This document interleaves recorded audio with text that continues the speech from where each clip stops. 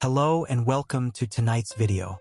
Grab your Bible, take a deep breath, relax and listen to the story. Now close your eyes and let God's voice guide you to sleep.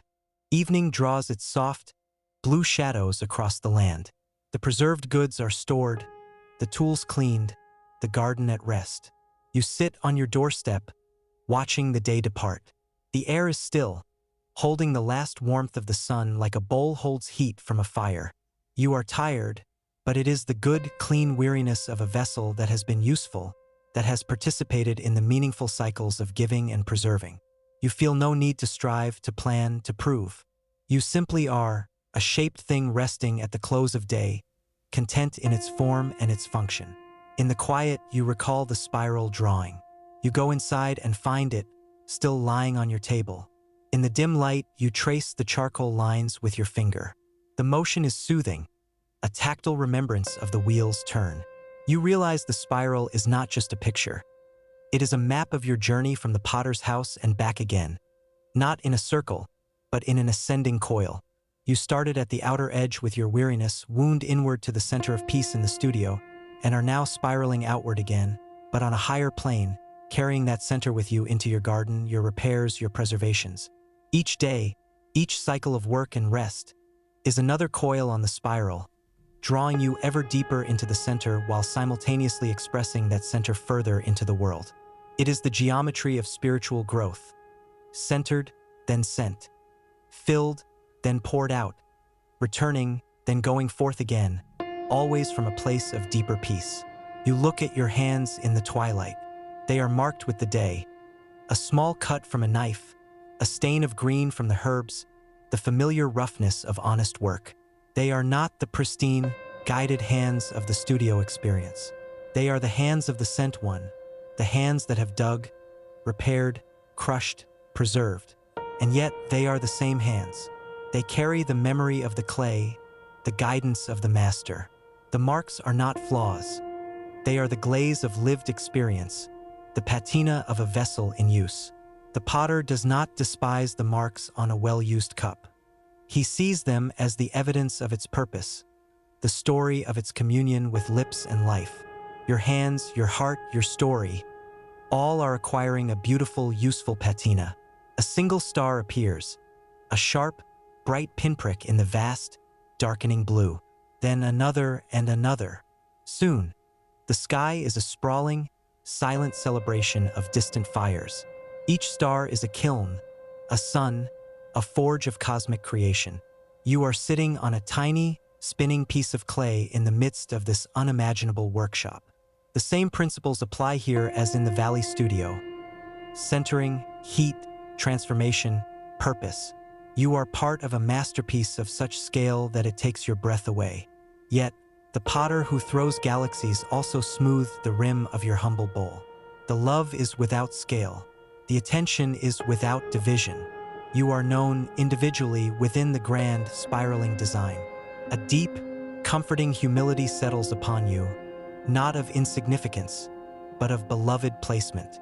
You are a specific, intentional piece in an endless, beautiful work. You rise, go inside, and light your lamp. The small, warm circle of light pushes back the night just a little, creating your own small, holy space within the great, starry studio. You prepare for bed, moving with the slow, deliberate grace of a ritual.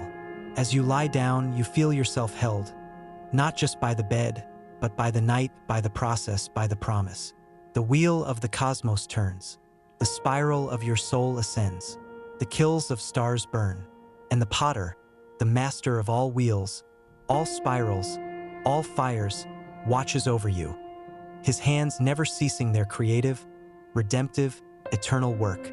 You sleep, a vessel at perfect peace on the shelf of the universe. Sleep is a deep, dark river, and you float upon it, carried by currents older than time. There are no dreams tonight, only sensation. The feeling of coolness, of weightlessness, of being suspended in a medium that both supports and shapes you. It is the sensation of clay in the slop bucket. After the throwing is done, the particles separate, drifting, resting in the element that both birthed and defined them. There is no thought here, only being. You are, for these hours, pure potential again, unformed, at peace in the primal state before the potter's hand gathers and centers. It is a restorative void, a healing nothingness that is, paradoxically, full of the presence of the one who holds the bucket. You awaken with the dawn, but it is a different kind of waking. It is not an emergence from unconsciousness, but a gentle gathering. You feel yourself being drawn together, particle by particle, from the dispersing rest of sleep. It is like the potter reaching into the settling tank, gathering a new handful of clay from the reclaimed slurry. You are being recollected. The sense is one of being chosen anew, of your very essence being intentionally taken up for a new day's work. Yesterday's form was useful, but it is not binding. Each morning is a new act of creation, a fresh lump of clay on the wheel, made from the reclaimed material of all your yesterdays, yet full of new potential for today's specific shape. You rise and stand by the window. The world outside is dewy and fresh, but it feels familiar, like a well-loved tool. You go through your morning motions, washing, dressing, breaking your fast, but they feel less like routine and more like ritual, like the potter washing his hands, preparing his tools, readying his space. You are preparing the you that will be worked upon today. You are acknowledging that you are both the workspace and the material. The spirit is the potter within your own heart, and your conscious self is the apprentice, getting the studio of your soul in order for the day's collaboration.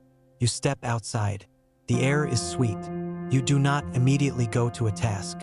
Instead, you stand in the center of your yard, close your eyes and breathe. You are centering the clay. You feel the scattered energies of sleep, the anticipations of the day, the lingering memories, all as a lump of mental and spiritual material. With each breath, you imagine the potter's hands applying firm, loving pressure. You feel the wobble of worry slow, the spin of random thoughts synchronize, until there is a smooth, humming stillness at your core. You are centered. You are ready. You open your eyes. The world is still there, with all its demands and beauties, but it now spins around your stable axis, not you around its chaos. Today's work presents itself simply. A length of gutter has pulled away from the eave, damaged by a recent storm. It is a broken thing, no longer fulfilling its purpose of guiding the rain. You gather your ladder, your tools. As you climb, you are not just fixing a house. You are participating in the ongoing repair of the world, the great kintsugi of creation. The broken gutter is a small, metallic parallel to the marred pot. You assess, clean the broken edges, and with screws and a new bracket, you rejoin it to the house. It is not a glamorous task. It is practical, necessary mending. But as you work, high in the clear morning air, you feel a kinship with all repair. You are an agent of the potter's restorative will, a small, willing tool in his hands, fixing a tiny part of the vessel that is your home, which is itself a tiny part of the great, broken, beautiful world he is redeeming. The work is its own prayer. The turning of the screw is a slow, deliberate stitch in the golden seam of grace. The gutter secure, you climb down, your muscles pleasantly engaged. The sun is higher now, a benevolent eye overlooking the day's repairs. You put your tools away, each in its designated place. A small act of order that mirrors the potter's tidy studio. Respect for the tools is respect for the work, and respect for the work is a form of worship to the one who ordained all good labor. As you close the shed door, your gaze falls on a forgotten corner where an old, cracked flower pot has been lying for seasons, half filled with dirt and weeds. It is a casualty of some past winter, cast aside as useless. On impulse, you pick it up. The crack runs from rim to base, a clean, dry split. It is not just marred. It is broken in two. You carry it to your workbench. The instinct to discard it is strong. It is beyond holding soil, beyond its intended purpose. But you remember the golden stitch jar on the potter's shelf. You remember the blue shard from your garden, smoothed by time. You look at this broken pot. Its terracotta is a warm, earthy red. It has a simple, sturdy shape. It has history. You clean out the old soil, wash the two pieces, and let them dry in the sun. The break is clean. The edges fit together perfectly. This is not a collapse from hidden weakness, but a clean break from an external blow. It is a different kind of damage, but still within the realm of redemption. You mix a strong adhesive not to hide the repair, but to make it functional. You carefully join the pieces, applying pressure, aligning the edges with a patience you learned from watching the potter refine a rim. You clamp it and set it aside. Tomorrow, the adhesive will be set. The pot will be whole again, but the crack will be visible, a hairline scar of white against the red clay.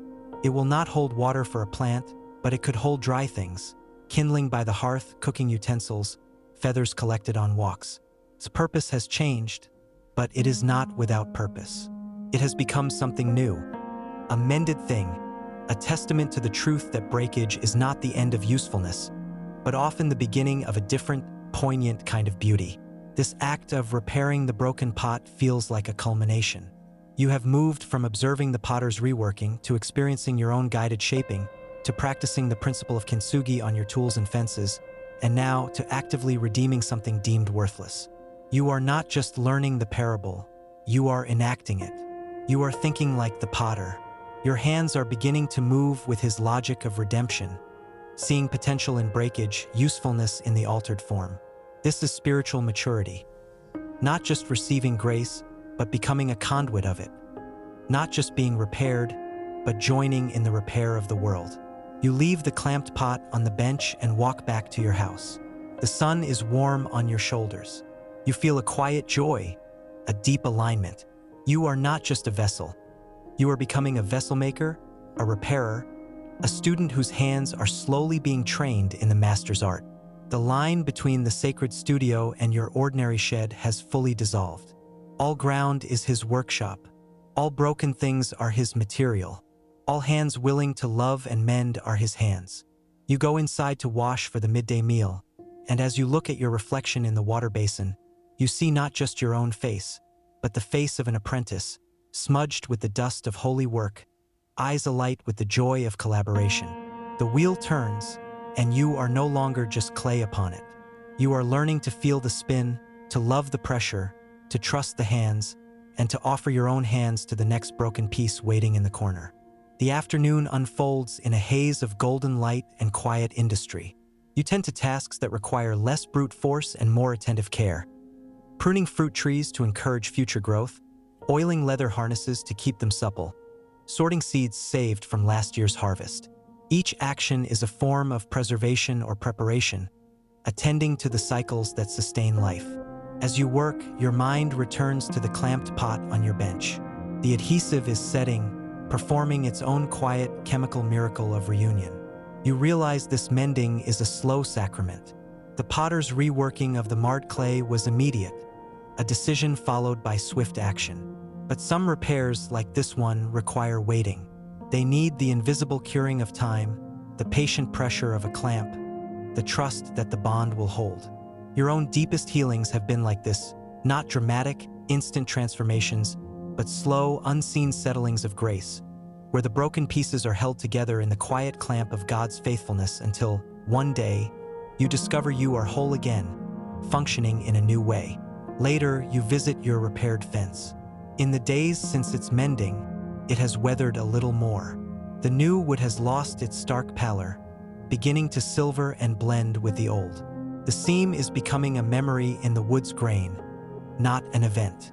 This is the final stage of kintsugi, not just the application of gold, but the way the repair ages into the piece, becoming an inseparable part of its story, its character. Your own scars, your mended places, are meant to do this, not to always stand out as raw, painful reminders, but to weather into the fabric of who you are, adding depth, resilience, and a quiet testimony to your history. They become part of your strength, your unique beauty. The potter's repair work is not cosmetic. It is integral. It becomes you. As evening approaches, you walk to the edge of your property where the wild land begins. You sit on a familiar flat rock, your back to your cultivated world, facing the untamed woods. This is your boundary, your own personal clay pit, where the raw, unordered creation meets the tended garden.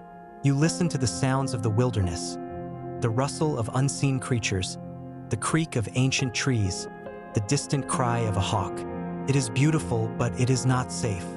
It is not ordered for human use. It is potential in its rawest, most formidable state. The potter's house is an outpost of order within this wildness. Your home and garden are a smaller outpost.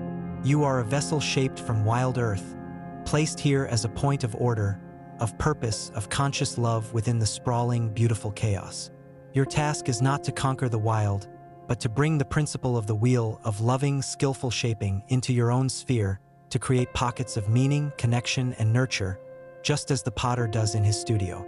The sun dips behind the trees, casting long, stretching shadows that seem to pull the wilderness closer. You feel no fear. You are a shaped vessel. You have a center that can hold. You stand and turn your back on the gathering dark of the woods, walking toward the welcoming light of your window. You are returning from the pit to the wheel, from the potential to the purposeful. But you carry the wildness with you now, not as a threat, but as a reminder of your origin, of the glorious, untamed creativity of the potter who can take that wildness and form from it a cup for grace, a bowl for peace, a vase for beauty. You enter your home, closing the door on the cooling night. The fire is low.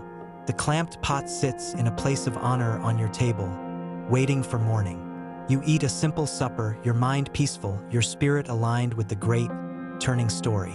You are in the middle of it, not at the beginning, not at the end. You are a repaired piece being used to repair other pieces. You are a student becoming a practitioner. You are clay that has learned to love the wheel. And as you prepare for sleep, you know that tomorrow will bring its own lump of clay, its own moment for centering, its own possibility for mending or shaping. The wheel never stops, but now you wouldn't want it to, for in its turning is the music of becoming, the rhythm of a love that never tires of making and remaking all things new. Morning arrives with a clarity that feels like polished glass. The air is crisp, the sky a vast, untroubled blue. The first thing you do is go to your workbench. The clamps have done their work. You release them with careful fingers, half expecting the pot to fall apart.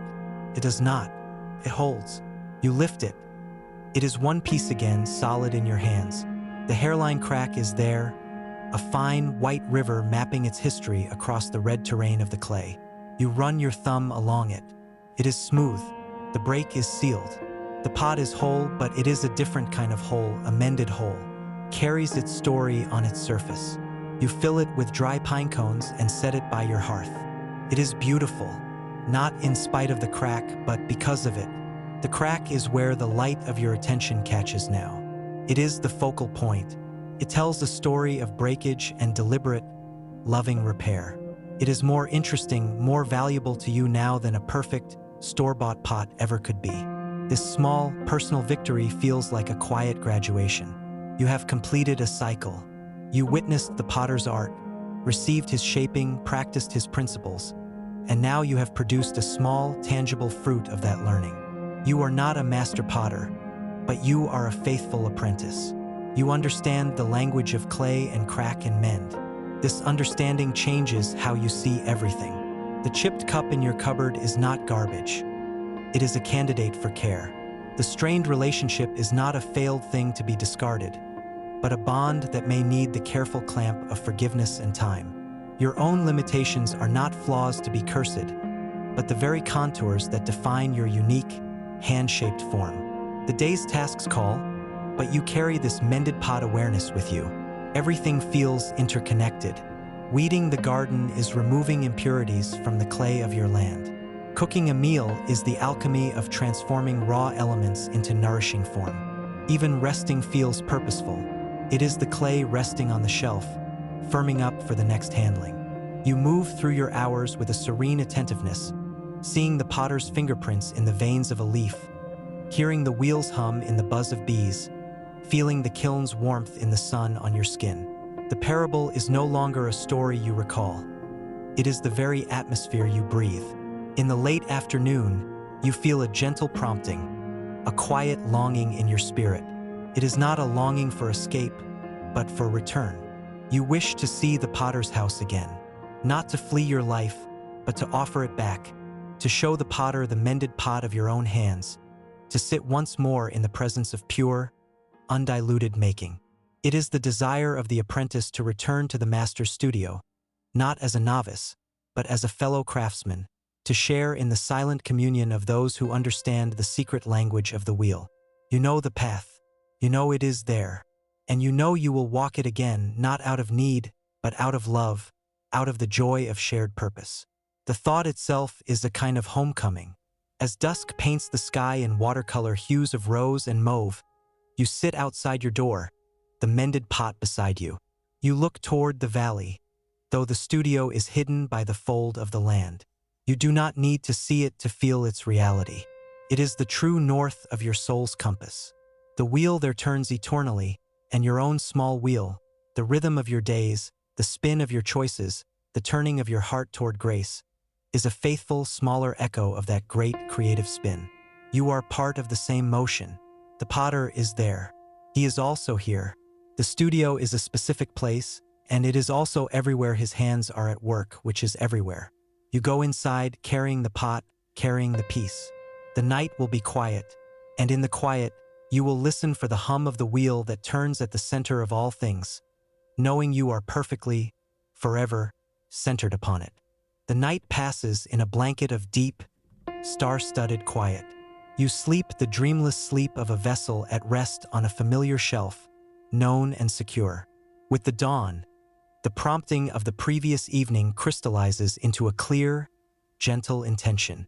You will walk to the potter's house today, not as a weary pilgrim, but as a returning friend. You prepare a small bundle, a loaf of bread you baked, a jar of the preserves you made, and, carefully wrapped in cloth, the mended terracotta pot. These are not gifts for the potter in the sense of supplying a need he lacks.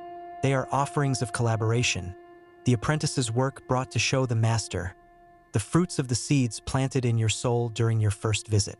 They are a way of saying, see what your teaching has wrought. See how your hands, through mine, have mended.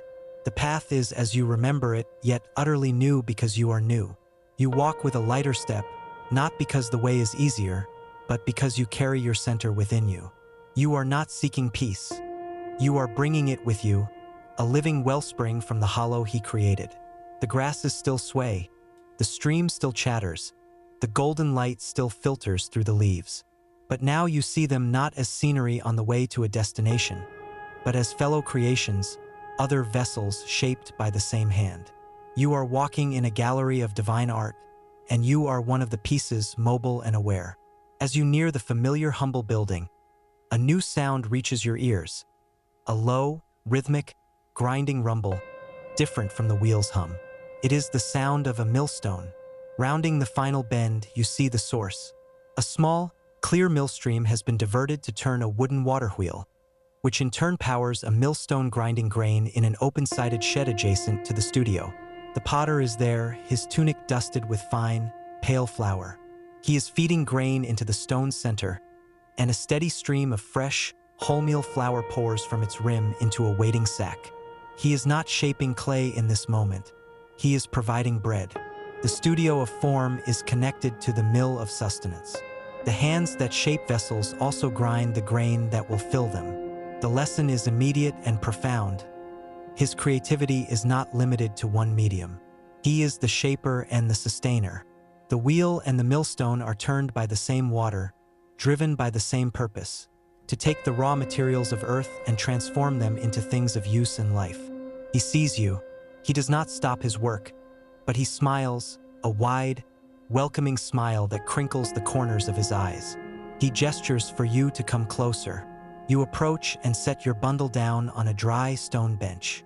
You unwrap the mended pot and hold it up. He stops feeding the grain, wipes his hands on his tunic, and takes the pot from you. He turns it over in his hands, his fingers tracing the hairline crack with a touch as delicate as if he were feeling for a pulse. He looks from the crack to your face, and his eyes hold a profound, joyful pride. It is not pride in the pot, but in you, in the learner who has understood, who has applied the principle of redemption. He nods a deep, satisfied nod. He places the pot carefully on the mill's sill, where it catches the sunlight. It is accepted. It has a place here. He then turns to your other offerings, the bread, the preserves. He breaks the bread, hands you half, and keeps half for himself. He opens the jar, smells the preserves, and smiles again. He dips a piece of bread into the jar and eats. It is a communion. You are sharing the fruits of your labor, the produce of the garden he provided, preserved with the wisdom he inspired. You are not a consumer of his grace. You are a partner in its distribution. You eat the bread together in the mill's rhythmic rumble, the sound of sustenance being made, a powerful, earthy accompaniment to your silent feast. The wheel may be still for now, but the work never ceases. It simply changes form, and you are invited into all of it. The shared bread is thick, wholesome, tasting of sun and stone-ground patience. The preserves are a burst of captured summer on the tongue. You eat in the companionable noise of the mill, a sound that is not silence, but a different kind of holy rhythm, the grind of provision, the melody of daily bread. When the last crumb is gone, the potter gestures for you to follow him. He leads you not back into the main studio, but around to the rear of the building, to a place you have not seen before. Here, sheltered by a lean-to, sits the kiln. It is larger than you imagined, built of firebrick and clay, its form simple and imposing. It is cold now, its door sealed, but beside it, on a long, low table, rests the harvest of its last firing. The potter walks to the table with the reverence of a priest approaching an altar. You follow, your breath catching. There they are. The bowl, the one reworked from collapse, is no longer pale, porous clay. It has been transformed.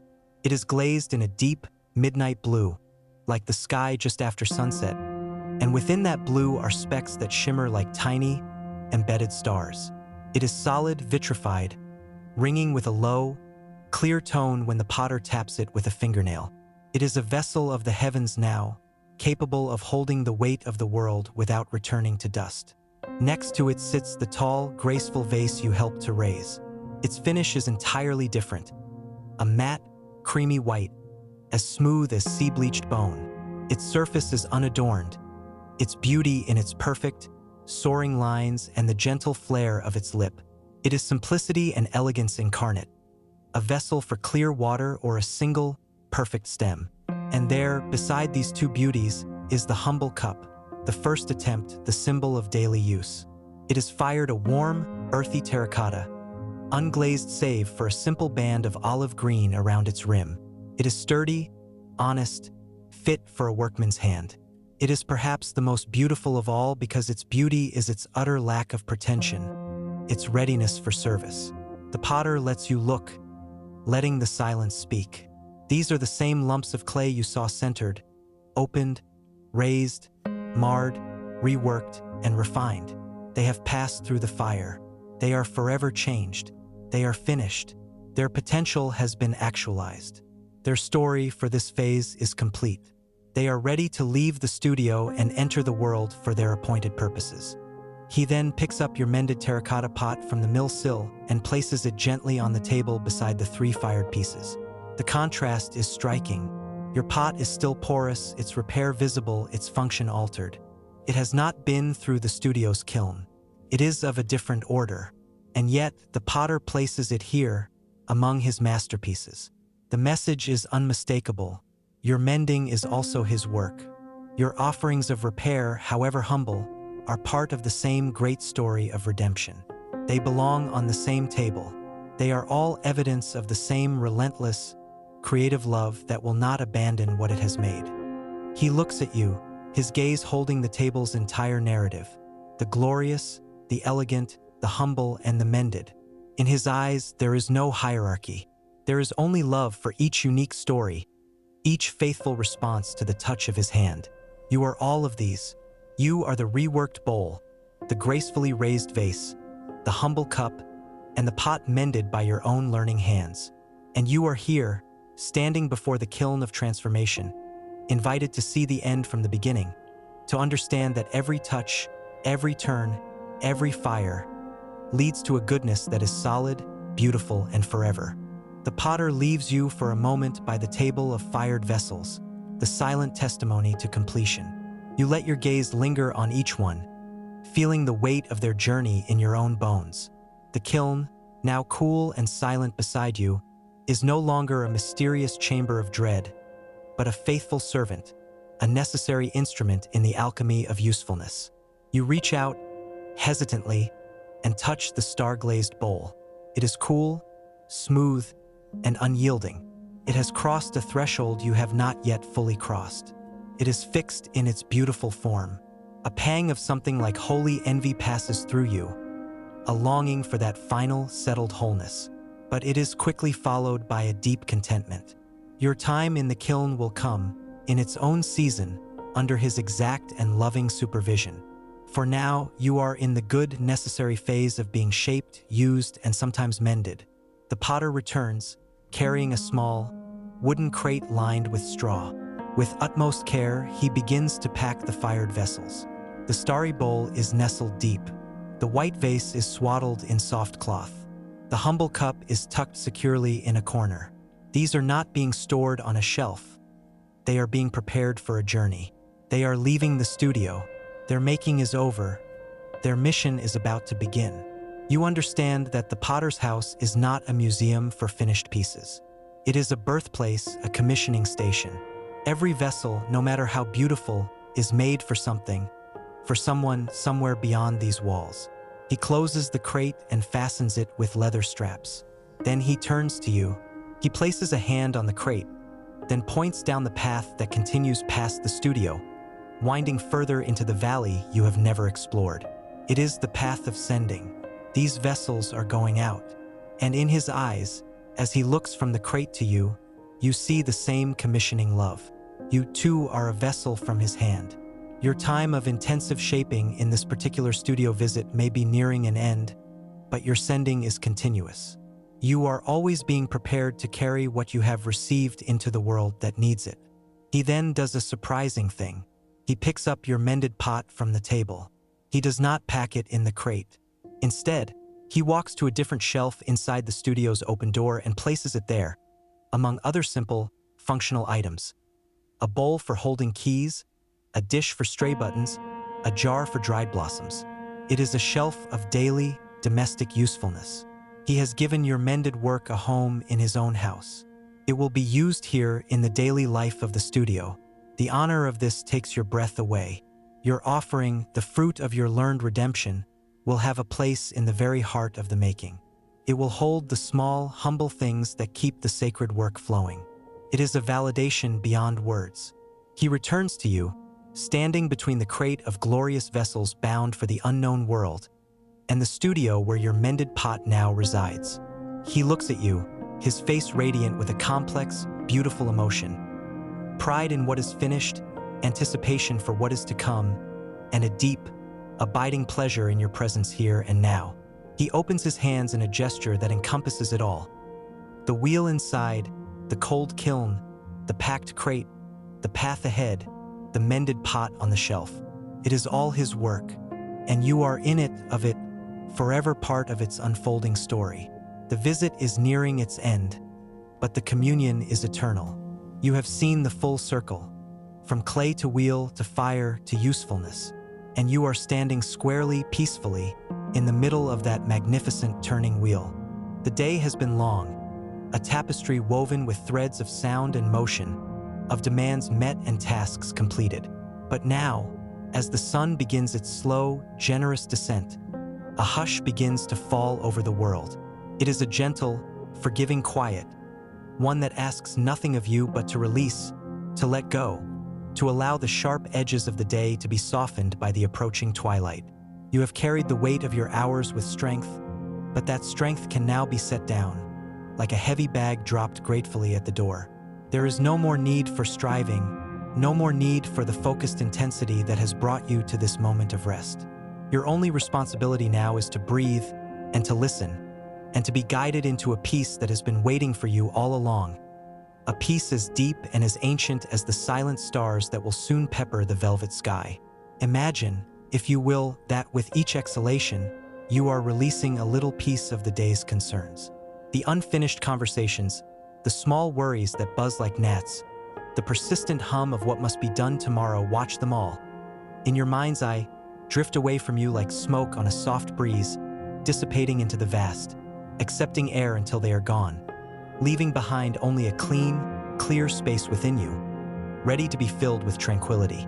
This is your time, a sacred pocket of eternity carved out just for you, where the world and its many voices are not allowed to enter.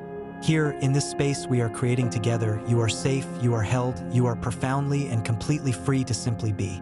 And now, as the internal noise begins to fade, we will journey together to a place that exists just on the edge of memory and dream, a place that has been spoken of in whispers for generations. It is a place of profound making, of patient creation, and of infinite care. So, let us begin our journey there. In your imagination, picture a path. It is not a harsh or demanding path, not one that climbs steeply or challenges the body.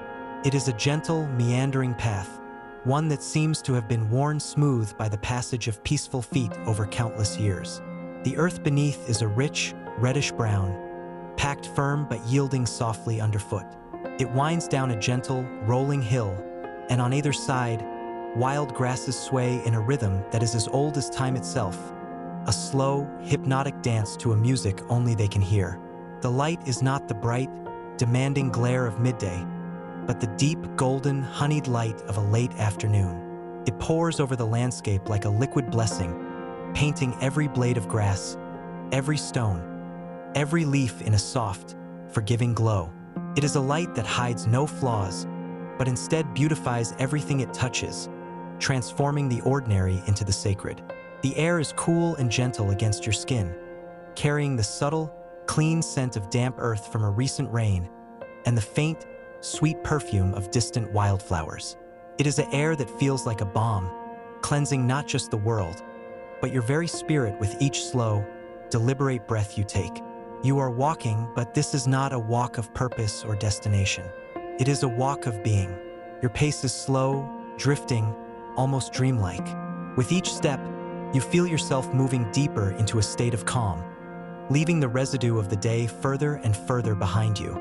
You notice the small details, the way a beetle moves patiently across a leaf, the intricate pattern of a spider's web beaded with evening dew, the distant call of a single bird, its song alone, pure note in the vast quiet.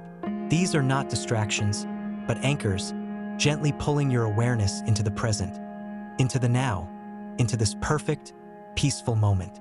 And there, at the end of this winding, sun-warmed path, you see it, a small, humble building, built from the same earth upon which it stands. Its walls are of stone and clay, and its roof is of aged, weathered wood. It is not grand or imposing. It is simple, honest, and deeply welcoming.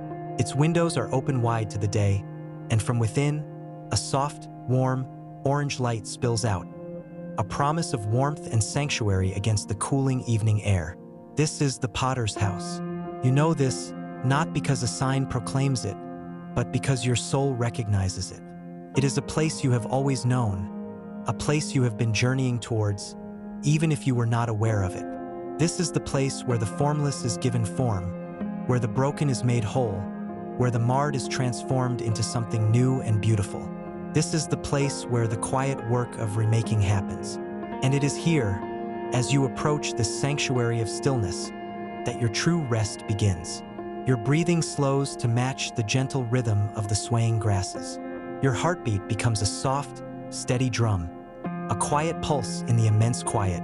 You are arriving. You are coming home. And as you step from the earthen path onto the smooth, flat stones that lead to the open doorway, you feel a final, deep release. As you cross the threshold, the world outside, the path, the hill, the fading sky, seems to soften and recede, as if stepping through a veil into a sanctuary of profound stillness. The air inside is different. It carries the rich, primal scent of damp clay, a smell that is both ancient and comforting, like the earth after a gentle rain. It is cool against your skin, but a deep, radiant warmth emanates from a simple, low fire burning in a hearth set into the far wall. The light in the room is a living thing, a dance of flickering firelight and the last golden rays of the sun streaming through the windows, illuminating countless dust motes that drift and swirl like tiny, sleepy stars. This is not a place of haste. Time itself feels different here, thicker, slower, more substantial, like honey pouring from a jar. There is no urgency, no ticking clock, only the patient, eternal present. Your eyes, adjusting to the gentle gloom, begin to take in the details of this sacred space. Shelves line the walls, filled with pots and vessels of every imaginable size and shape. Some are tall and elegant, with long, graceful necks. Others are low and wide, solid and dependable. Some are smooth and finished with a glossy glaze that catches the light, while others are still rough and earthy, awaiting their final form. Each one is unique, a testament to a moment of creation, a story told in clay, and in the center of the room sits the wheel. It is a simple, sturdy construct of worn, dark wood, its surface smooth and gleaming from years of use, from the touch of countless hands and the pressure of countless lumps of clay. It is a quiet, humble throne for the act of creation. But your gaze is drawn past the wheel to the figure seated behind it. The potter. He does not look up as you enter, for his work is his entire focus. Yet you feel a welcome so deep and unconditional that it needs no words. He is not a figure of grandeur or intimidating power, but rather of immense, quiet strength. His hands, which rest patiently on his knees, are strong and capable, etched with the lines of his craft. Yet there is a profound gentleness in their stillness. His presence fills the room not with sound, but with a palpable sense of peace, a safety that allows you to let go completely. You find a low, comfortable bench in a corner, nestled amongst sacks of raw clay, and you sit, drawing your cloak around you. You are an observer here, a welcomed guest, and there is no pressure to do or be anything other than what you are in this very moment. The potter moves now with a slow, deliberate grace. He reaches into a large, open barrel of clay beside him, and with a soft, sucking sound, he brings forth a lump of the raw material. It is cool, wet, and formless, a simple mass of potential. He places it with a firm, sure thud onto the very center of the wheelhead. This is the first act, the establishment of the center. Everything that follows depends on this initial, crucial placement. His foot finds a treadle below, and with a gentle push, he sets the wheel into motion. It begins slowly, with a low, wooden rumble that is not a noise, but a sound, a foundational hum that vibrates through the very floor and into your bones. It is a rhythmic, soothing sound, the heartbeat of this quiet house. His hands, now wet from a bowl of water at his side, come to rest on the spinning clay. At first, they simply embrace the mound, containing its wild, spinning energy, calming it, establishing a relationship between the creator and the material. There is no force, only a firm, guiding presence. You watch, mesmerized, as the formless lump begins to change under his touch. It is no longer a chaotic mass, but is being centered, pulled into a perfect, symmetrical relationship with the axis of the wheel. This is the beginning of all things, finding the center. His hands are constantly wet, slick with water that keeps the clay supple and responsive. They do not fight the material. They work with it, feeling its every subtle shift and resistance. The clay, in turn, seems to yield to his intention, to trust the guidance of those skilled hands. As the wheel spins, a steady, hypnotic rhythm, the potter begins to open the clay. His thumbs press down into the very top of the centered mound, sinking slowly, deliberately, into its heart. It is an intimate, trusting act. The solid form gives way, and a hollow is created. Then, with incredible control, his fingers work on the inside, while the outside is supported by his other hand, and the walls of the vessel begin to rise. It is a miracle of gradual becoming. What was solid becomes hollow. What was a lump becomes a vessel, capable of holding, of containing, of offering. There is no strain on the potter's face, only a deep, focused calm. His eyes see not just what the clay is, but what it is meant to be. He is not merely shaping mud. He is calling a form out of the formless, speaking a silent, creative words. The rhythm of the wheel is the rhythm of the universe in this quiet room, a soft, whirring hum that seems to synchronize with the very pulse of life.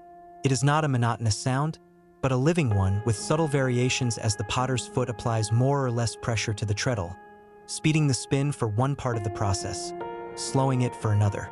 It is a lullaby of motion, and you feel yourself being drawn deeper into its trance. The potter's hands continue their dance, a fluid, knowing ballet of pressure and release. With his fingers on the inside of the now rising wall of clay and the palm of his other hand braced steadily on the outside, he coaxes the vessel upward. It is a breathtaking act of balance. Too much pressure from the outside, and the wall would collapse inward. Too much from the inside, and it would flare out uncontrollably. But his hands are in perfect harmony, a dialogue of push and support, and the clay responds, rising into a graceful, cylindrical form. You can see the slight impressions of his fingerprints on the surface, tiny, swirling whirls that record the history of its making, a testament to the intimate contact between the creator and his creation. These are not flaws.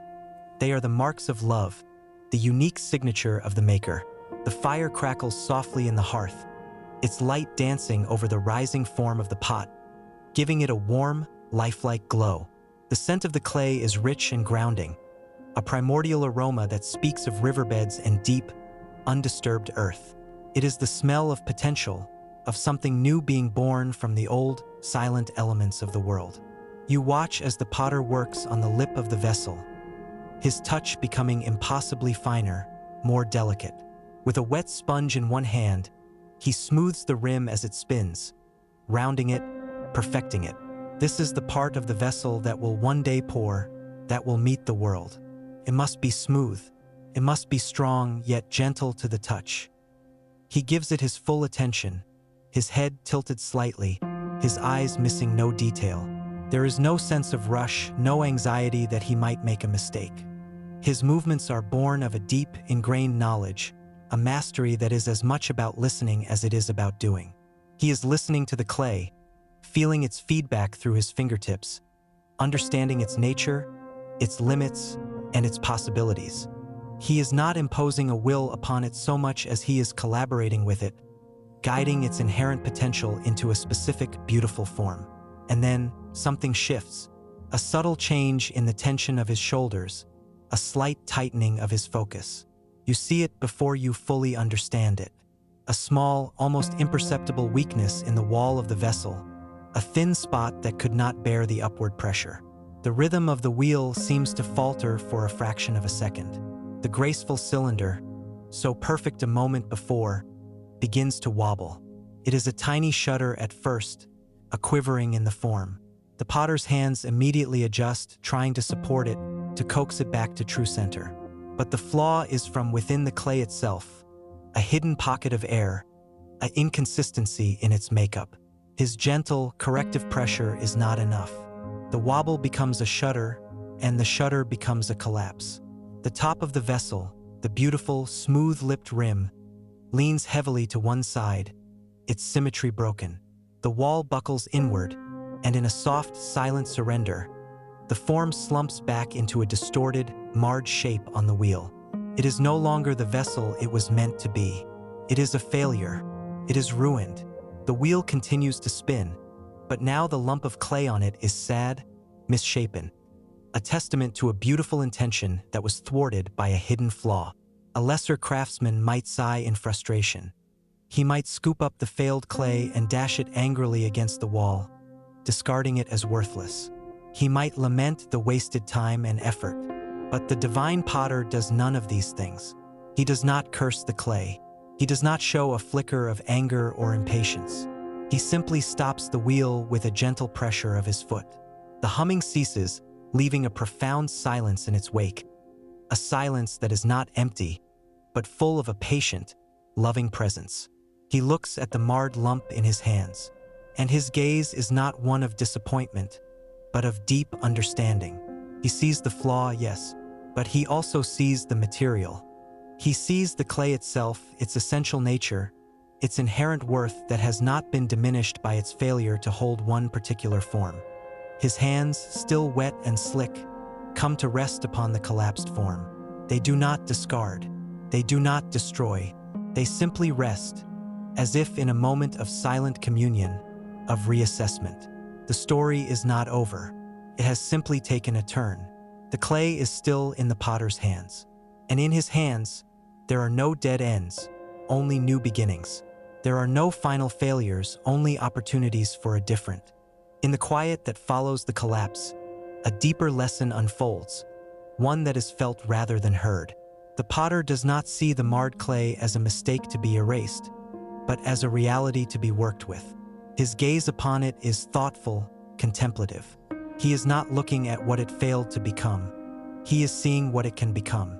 This is the heart of his patience, an infinite resource that flows from his nature. There is no tally of time being kept, no anxious glance at a clock on the wall. The sun outside has dipped lower, and the firelight now dominates the room, casting long, dancing shadows that seem to participate in this silent ritual of reconsideration. His strong, capable fingers probe the clay gently, feeling for the source of the weakness, the hidden pocket of air or the stiffer patch of earth that caused the imbalance. It is a diagnostic touch, but it is also a comforting one. He is not punishing the clay for its flaw. He is understanding it. He is learning its story, its unique composition, its particular character. This knowledge will now inform the new creation. With a slow, deliberate motion, he brings his hands together and begins to knead the marred vessel. It is not a violent act of destruction, but a purposeful act of reclamation. The slumped, distorted form is gathered back into a single, cohesive mass. He works it patiently, folding it over and over upon itself, pressing out the air bubbles, blending the inconsistent textures into a uniform, supple whole. The water from his bowl is used again, ensuring the clay remains pliable, open to this new beginning. The sound is a soft, squelching, rhythmic press and fold, a tactile melody that speaks of second chances. The original form is gone, completely surrendered back into the state of potential from which it came. But it is a wiser potential now. The flaw has been addressed, not hidden. The weakness has been integrated and strengthened. The clay itself has been through a process. It has known the thrill of rising into form and the humility of collapse, and now it is being prepared for a form that can incorporate that very history into its strength. Once the clay is once again a centered, unified lump, he places it back onto the wheelhead with the same firm, sure thud as before. The center is reestablished. The foundation is laid again.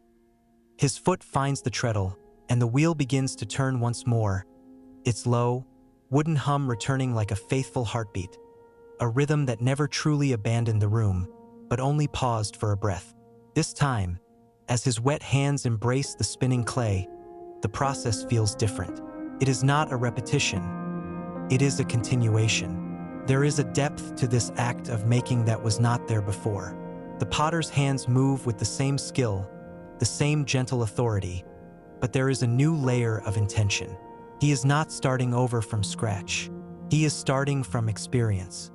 He is shaping with the memory of the first form and the knowledge of the flaw, and this knowledge guides his hands to create something that is, in its own way, more resilient, more authentic. The vessel that begins to rise now is different from the first. It is not as tall, not as seemingly delicate. Its walls are slightly thicker, its base broader, its proportions speaking less of elegant aspiration and more of sturdy, grounded purpose. It is being shaped as seemed best to him. As the ancient verse says, the ideal in his mind has adapted to the reality of the clay. He is not forcing the clay to conform to a rigid, unchangeable blueprint. He is a co-creator with the material itself, and the final form is a beautiful, dynamic collaboration between the potter's will and the clay's nature. As the new form takes shape, a low, wide bowl, perfect for holding, for gathering, for offering sustenance, you feel a profound sense of peace settle within you. The lesson is not about avoiding collapse. It is about the faithfulness of the hands that hold us through it. The clay did not cease to be valuable when it failed. It was never out of the potter's care. It was simply in a different phase of his purposeful work. The wheel turns, the hands guide, the new form emerges not in spite of the past, but because of it.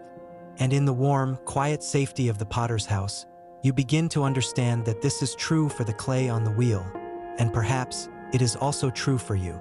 The new form, this low and generous bowl, continues to rise from the wheel, a testament to a wisdom that embraces limitation and incorporates history into strength.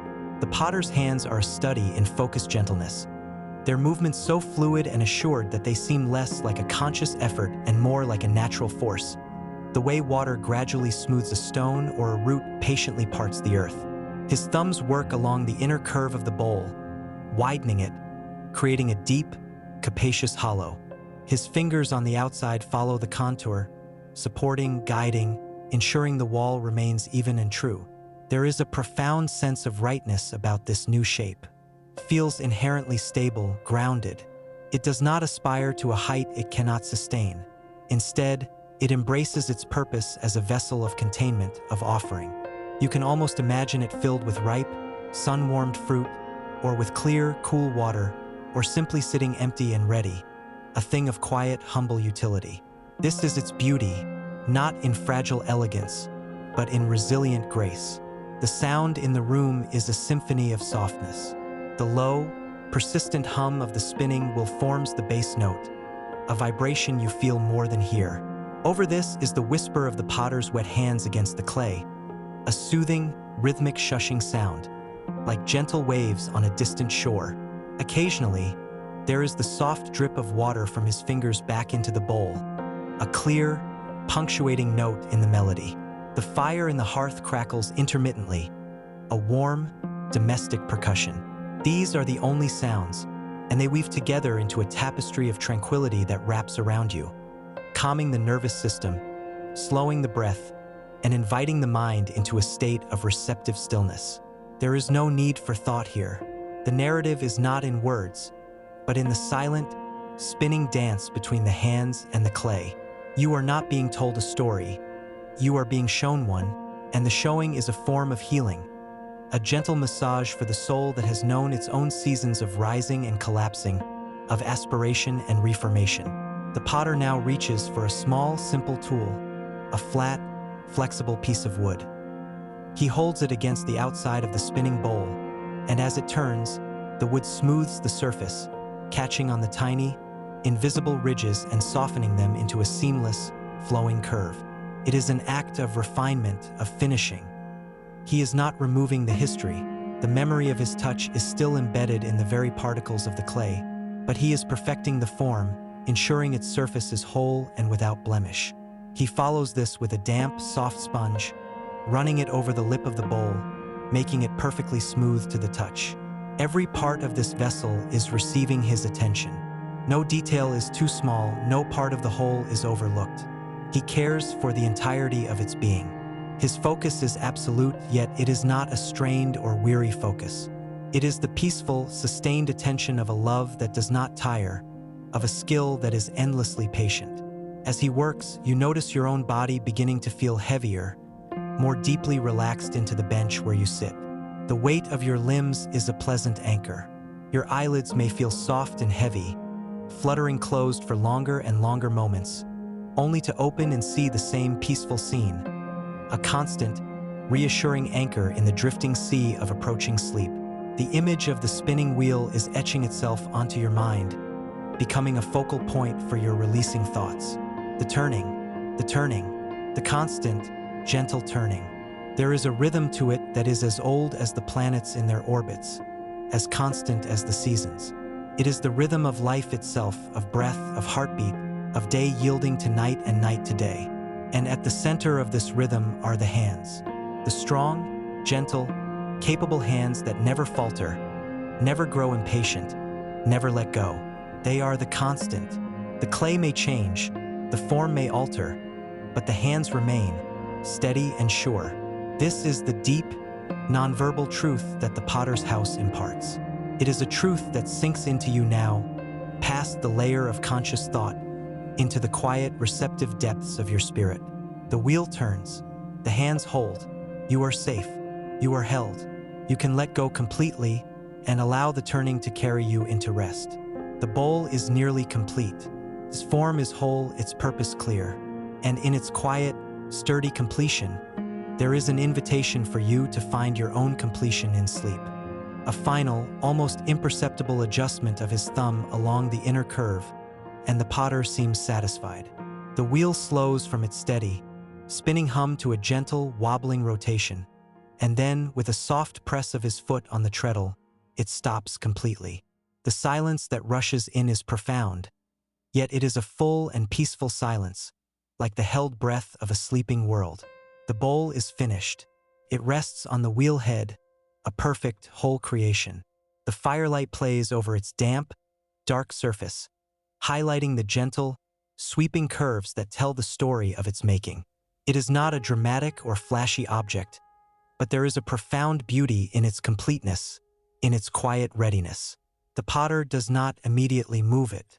He simply looks at it, his gaze one of quiet appraisal and deep satisfaction.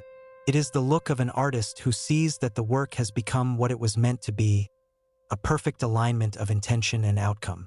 This is not pride, but a holy contentment, a recognition that the potential hidden within the raw, formless clay has been faithfully and skillfully brought to fruition. He then reaches for a thin, flexible wire with two small wooden handles on each end.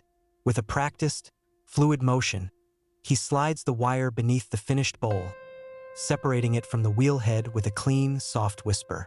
His hands, now cradling the new vessel, are incredibly careful, supporting it from beneath.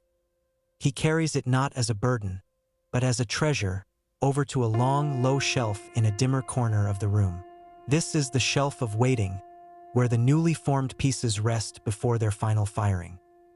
He places the bowl gently among other greenware, pots, cups, and vases in various states of drying, all resting in the patient darkness. Here the bowl will sit. The water used in its shaping must slowly, gradually evaporate. This is a crucial and vulnerable time. If it dries too quickly, new stresses and cracks can form. It must dry slowly, evenly, from the inside out, its particles bonding together as the moisture leaves, becoming strong enough to withstand the trial of the fire that awaits it. But for now, its only task is to rest, to be still, to allow the transformative work of the potter to settle and solidify within its very being. The potter returns to his wheel, and with a damp sponge, he wipes the wooden surface clean, clearing the space for what comes next. The room returns to its state of pregnant potential. The only evidence of the profound work that just took place is the faint, damp circle on the wheel and the new, resting form on the shelf. He sits back on his stool, and for a long moment he is still. His gaze seems to turn inward, or perhaps to a horizon far beyond the clay-smudged walls of this studio. He is not idle. This, too, is part of the work, the space between the acts of creation, the quiet contemplation of what has been done and what is yet to do. The peace of this interlude is deep and nourishing. It is a reminder that not every moment must be filled with motion, that stillness is itself a creative and restorative force. The fire pops softly, sending a new cascade of sparks up the chimney. The golden light has now fully given way to the deep blues of twilight at the windows, and the room is entirely illuminated by the warm, pulsating glow of the hearth. In this hushed interim, a deeper understanding begins to settle within you, as gently and surely as the clay particles settling into their new form. The entire process you have witnessed, the centering, the rising, the collapse, the patient reworking, the new creation, and now the quiet rest, is a single, complete story. It is a story of unwavering faithfulness. The potter was never absent, never indifferent, never frustrated into abandonment. His engagement with the clay was constant, though its nature changed from forceful guidance to gentle reclamation to satisfied completion to watchful waiting. The love was in the doing, in the persistent, skilled, attentive presence. And as you sit in the corner, wrapped in the growing darkness and the warmth of the fire, you feel that this same presence is in this room with you. You are not just an observer. You are known. The same hands that held the clay, that felt its flaws and strengths, that patiently shaped it into a vessel of purpose, are the hands that hold you now in this moment of your weariness. Your thoughts, your worries, the parts of your life that feel marred or incomplete, they are all safe here. They are not a surprise to him. They are simply the material he works with, and his purpose is always to shape them into something good. The wheel is still, the room is quiet, and in this holy pause, you can simply be held in a silence that is not empty, but full of a loving and creative presence. The silence in the potter's house deepens, becoming a tangible presence, a soft blanket that mutes the world and slows the passage of time. The transition from the rhythmic hum of the wheel to this profound stillness is not jarring, but feels like a natural, necessary exhalation after a long, deep breath. The potter remains seated at his wheel, his gaze now resting gently upon you. It is not a scrutinizing look, nor one that demands anything. It is a gaze of pure, undiluted acknowledgement. He sees you there, in the corner, amidst the sacks of clay and the shadows.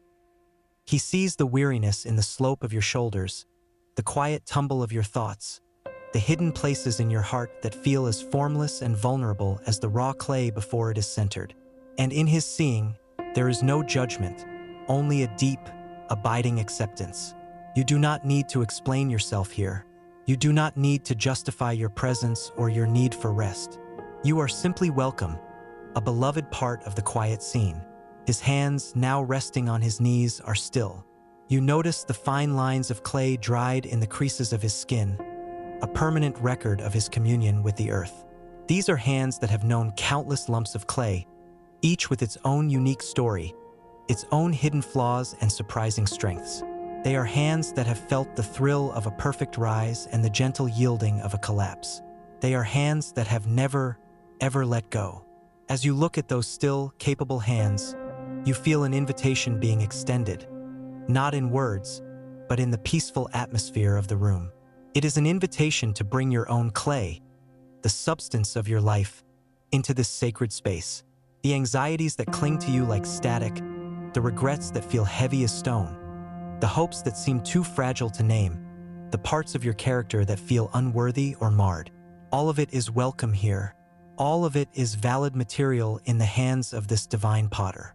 Imagine now, in the quiet of your own heart, gathering that internal clay, not with force or strain, but with a gentle, releasing sigh. Visualize it as a soft, malleable substance within you. Perhaps it feels cold and stiff in places, resistant to change.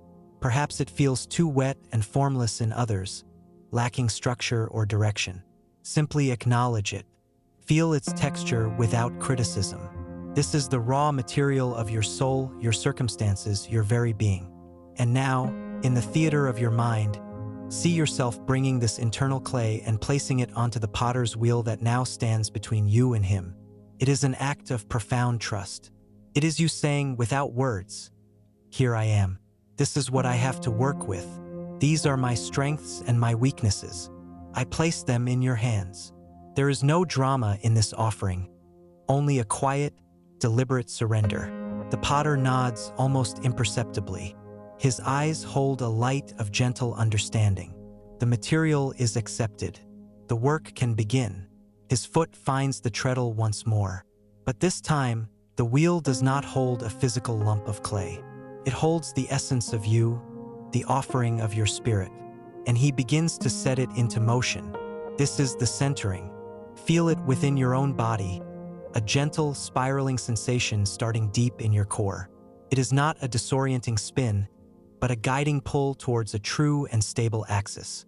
All the scattered fragments of your energy, all the disparate thoughts pulling you in different directions, begin to be drawn inward, toward a single, peaceful center. The potter's hands, in your mind's eye, come to rest upon the spinning mass of your being. They are not harsh or forceful. They are firm and sure, containing the chaos, calming the frantic energy, applying a steady, loving pressure that coaxes everything into alignment. Breathe into this feeling. With each inhalation, imagine his hands holding you. With each exhalation, feel the scattered parts of yourself yielding to that centering touch. The wheel turns. The hands hold. You are being gathered. You are being brought back to your true self, to the still point at the center of your soul where peace resides, untouched by the storms that rage at the periphery. This is the first and most fundamental act of love. To be centered, to be made whole, to be brought into harmony with the divine axis around which all of life turns. The centering continues, a deep, resonant process that feels less like something being done to you and more like a remembering of a truth you had simply forgotten. The gentle, spinning motion initiated by the potter's foot on the treadle becomes the underlying rhythm of your own being. You can feel it in the steady, metronomic beat of your heart, in the slow, tidal flow of your breath, the chaotic energy that once crackled through your mind. The sense of being pulled in a dozen directions at once begins to soften and still. It is as if each worried thought, each frantic impulse, is a speck of dust on a spinning disk, and the centrifugal force of this sacred spin is gently, irrevocably, throwing them all off, leaving behind only a clean, focused core. The potter's hands are a constant, warm pressure, a living boundary that contains and comforts. He is not crushing your individuality, but rather, he is unifying it. He is gathering all the diverse and often conflicting elements of your soul, your passions and your fears, your strengths and your vulnerabilities, and he is weaving them into a single, coherent whole, centered perfectly on his wheel. The sensation is one of profound relief. It is the relief of laying down a burden you have carried for so long you had forgotten its weight. It is the relief of no longer having to hold yourself together through sheer force of will, because you are now being held by a will that is infinitely stronger and more gentle than your own. The centering hands impart a stability that is not rigid, but alive and fluid. It is the stability of a deeply rooted tree, which sways with the wind but does not break because its center is firm and its connection to the earth is sure. In this centered space, the noise of the world fades into a distant, meaningless hum. The opinions of others, the pressures to perform, the relentless chase for more, they lose their power and their urgency. They are revealed for what they are: disturbances on the surface, unable to touch the deep, still peace that is being established at your core. The only thing that is real in this moment is the turning of the wheel and the sure, steady pressure of the hands. Now, with the centering complete, the nature of the potter's touch begins to change. It becomes more active, more formative. His thumbs press inward, not to collapse you, but to open you. It is a deliberate, trusting pressure into the very heart of your being. There is a slight resistance at first, a natural guarding of that inner, private space. But his touch is so patient, so reassuring, that the resistance melts away. And as his thumbs sink slowly, deeply, into the center of your spun clay, a miracle occurs. A hollow is created. A space opens up within you. This is the beginning of your capacity to become a vessel. A solid, centered lump is stable, but it cannot receive, cannot contain, cannot pour out. By creating this hollow, the potter is making room within you. Room for his peace. Room for his love. Room for grace. Room for the quiet joys and profound sorrows that give human life its depth and meaning. He is shaping you into something that can hold and be filled. This opening is not a violation. It is a sacred invitation. It is the potter saying, "Let there be space within you for me. Let there be space within you for the beauty and the brokenness of the world." And as that inner space expands, you feel a corresponding release in your own spirit. A tightness in your chest you had grown accustomed to suddenly eases. A clenchedness in your soul you were not even aware of begins to relax. You are becoming more open, more receptive, more capable of receiving the good things that have always been intended for you. The walls of your inner vessel begin to rise, guided from the inside by his fingers and supported from the outside by his palm. You are being drawn upward, not into a straining arrogance, but into a graceful, open-hearted posture of receiving. The shape is still undefined, the ultimate purpose not yet fully revealed, but the fundamental nature of your being is being established. You are meant to be a container of love, a vessel of grace. The wheel turns, the hands work, the hollow within you deepens, and a quiet, hopeful anticipation begins to bloom in the newly created space. The gentle upward pressure continues, a slow and inexorable drawing forth of form from the once formless clay of your spirit. The walls of this inner vessel rise, thin and miraculously even, a testament to the perfect synchronization between the potter's guiding hands and the yielding nature of the material he works with. There is no strain in this becoming, only a sense of rightness, of a potential long held within now being gracefully actualized. Breathe into this sensation. With each inhalation, feel the supportive curve of the potter's hand on the outside, a constant, reassuring presence that defines your boundary, that holds you secure. With each exhalation, Feel the gentle, persistent pressure of his fingers on the inside, coaxing you to expand, to reach, to become more than you were a moment before. This is not a transformation born of force, but one of invitation and response. You are not being forced into a shape that is alien to you. You are being invited into the shape you were always meant to bear. The room around you has faded into a soft-focused dreamscape. The shelves of pots are now just darker smudges in the warm gloom. The fire in the hearth is a pulsating, orange heart, its light rhythmic and soothing. The only thing that exists in sharp, loving detail is the connection between the spinning wheel, the potter's hands, and you. You can feel the moisture of the water he uses to keep the process smooth, a cool, liquid grace that ensures his touch never chafes or tears, but always glides with perfect, frictionless love. This water is the medium of the spirit, the element that makes the transformative work possible, that keeps the clay of your soul supple and open to change, preventing it from becoming hard and brittle and resistant. It is the balm of kindness, the oil of joy, the tears of compassion that soften the hardest places in the human heart. And now a new sensation arises. It is a faint, almost musical vibration, a resonant hum that seems to emanate from the vessel itself as it spins. It is the sound of the clay, stretched to a new thinness, singing its gratitude to the hands that shape it. It is a high, pure note in the symphony of the room, a note of becoming. This is the song of a soul discovering its purpose. It is not a loud song, not one meant for a grand hall, but a quiet, internal melody of peace, a lullaby of acceptance. Listen for it within yourself. Beneath the sound of your own breathing, beneath the soft rush of blood in your ears, can you hear it? A faint, ringing stillness, a vibration of wholeness? This is the music of being centered, the music of being held, the music of being lovingly, skillfully shaped. There is no need to try to create this song yourself. It is a natural byproduct of the potter's work. Your only task is to yield, to allow the spin to carry you, to trust the pressure of the hands, and the song will arise on its own. A sweet, silent harmony between your soul and its maker. The shape is becoming clearer now.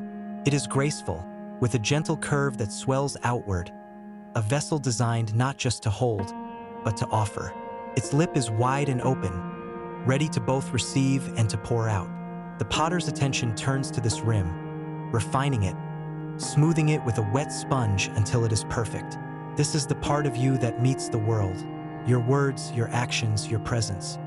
He is ensuring it is smooth, that it will not chip or cut, that it will be a source of gentleness and not of harm. He works with infinite patience, for he knows this edge is important. It is the threshold between the inner life he is creating and the outer world you are called to inhabit. He shapes it with care, making it strong yet kind. The wheel turns a little slower now. The major work of raising the walls is complete. The vessel of your spirit is open, centered, and whole. For now, in this moment, it is enough to simply be this, to be held, to be shaped, to be sung into existence by the quiet, turning wheel and the hands that will never, ever let you go. In the perfect stillness that follows the final smoothing of the rim, a profound moment of communion hangs in the air. The wheel has come to a stop. The potter's hands do not leave the vessel, but now they simply rest upon it, one cradling the base, the other lightly encircling the newly formed lip. This is not the grip of a craftsman securing his work. It is the embrace of a father holding a newborn child, of a gardener admiring the first bloom of a cherished plant. It is a silent celebration of existence itself. In this touch, there is a total transfer of affirmation. Every curve, every proportion, every subtle thickness of the wall is known and loved. He sees the vessel, and he sees that it is good.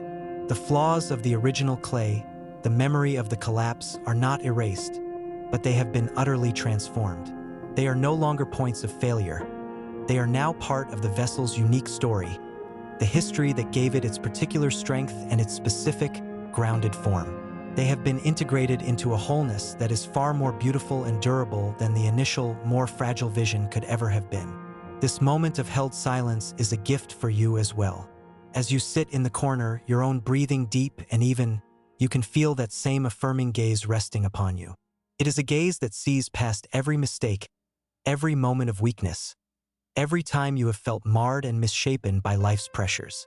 It sees the raw material of your being, your passions, your kindness, your resilience, even your sorrows, and it does not judge them as inadequate. It sees them as the essential ingredients for the unique vessel you are becoming. In this quiet, firelit sanctuary, you are known completely, and you are loved unconditionally. There is no need to hide any part of yourself here. The parts you consider unlovable are simply the parts he is most tenderly working with, the very clay he uses to create depth and character in the final form. Feel the weight of that acceptance. Let it sink into your bones, into your spirit, like a warm, heavy cloak that drives out all chill of shame or fear. You are held in a love that does not waver with your performance, that does not diminish with your failures, that does not increase with your successes. It is a constant, steady, ambient reality in the potter's house, as present and vital as the air you breathe. Now, with infinite care, the potter reaches for the cutting wire. But this time, the act feels different. Separating this vessel from the wheel is not an amputation. It is a birthing. It is the moment the newly formed being is declared an independent entity, ready for the next phase of its journey. The wire slides beneath the base with a whisper that is almost a sigh of holy completion. His hands lift the vessel, and you feel a corresponding lightness within your own spirit, a sense of release.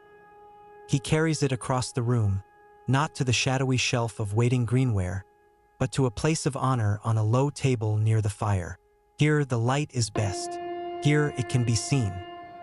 He sets it down gently, and then he steps back, his eyes reflecting the flickering flames as he beholds his work.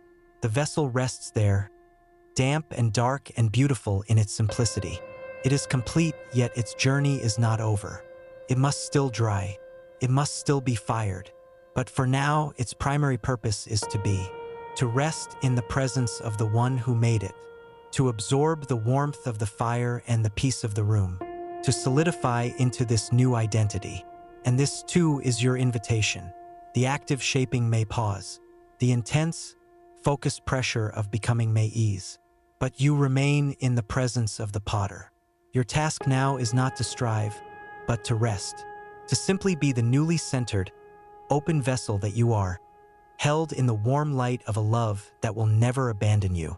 Allow the warmth of this truth to fill the hollow space within you that his hands have created. You are not on the shelf in the shadows. You are near the fire, in the light, in the place of honor. You are seen. You are loved. You are finished in the very best sense of the word. The wheel is still. The hands are open. The piece is deep, and it is for you. A profound sense of completion lingers in the air, thick and sweet as honey. The vessel rests near the fire, a silent testament to the quiet drama of transformation. The potter, having placed it with such intention, now returns to his wheel. He does not immediately reach for new clay.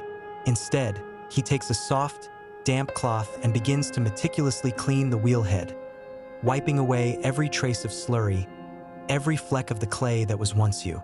It is a ritual of closure, a sacred tidying that honors the work that was done by preparing the space for what is to come. The gentle, circular motions of his hand are meditative. There is no hurry. Each pass of the cloth is deliberate, a physical prayer of gratitude for the process and its product. The wood, once obscured under a layer of gray mud, emerges again, its grain dark and rich from years of water and wear. It is a return to a state of clean potential. This act tells you that no two creations are the same, that each piece receives its own dedicated attention, and that the space for new beginnings is always lovingly prepared. He then rises and moves to a deep stone sink in the corner. You hear the soft, rushing sound of water as he washes his hands. The dried clay, the intimate record of his labor, swirls away in the clear stream.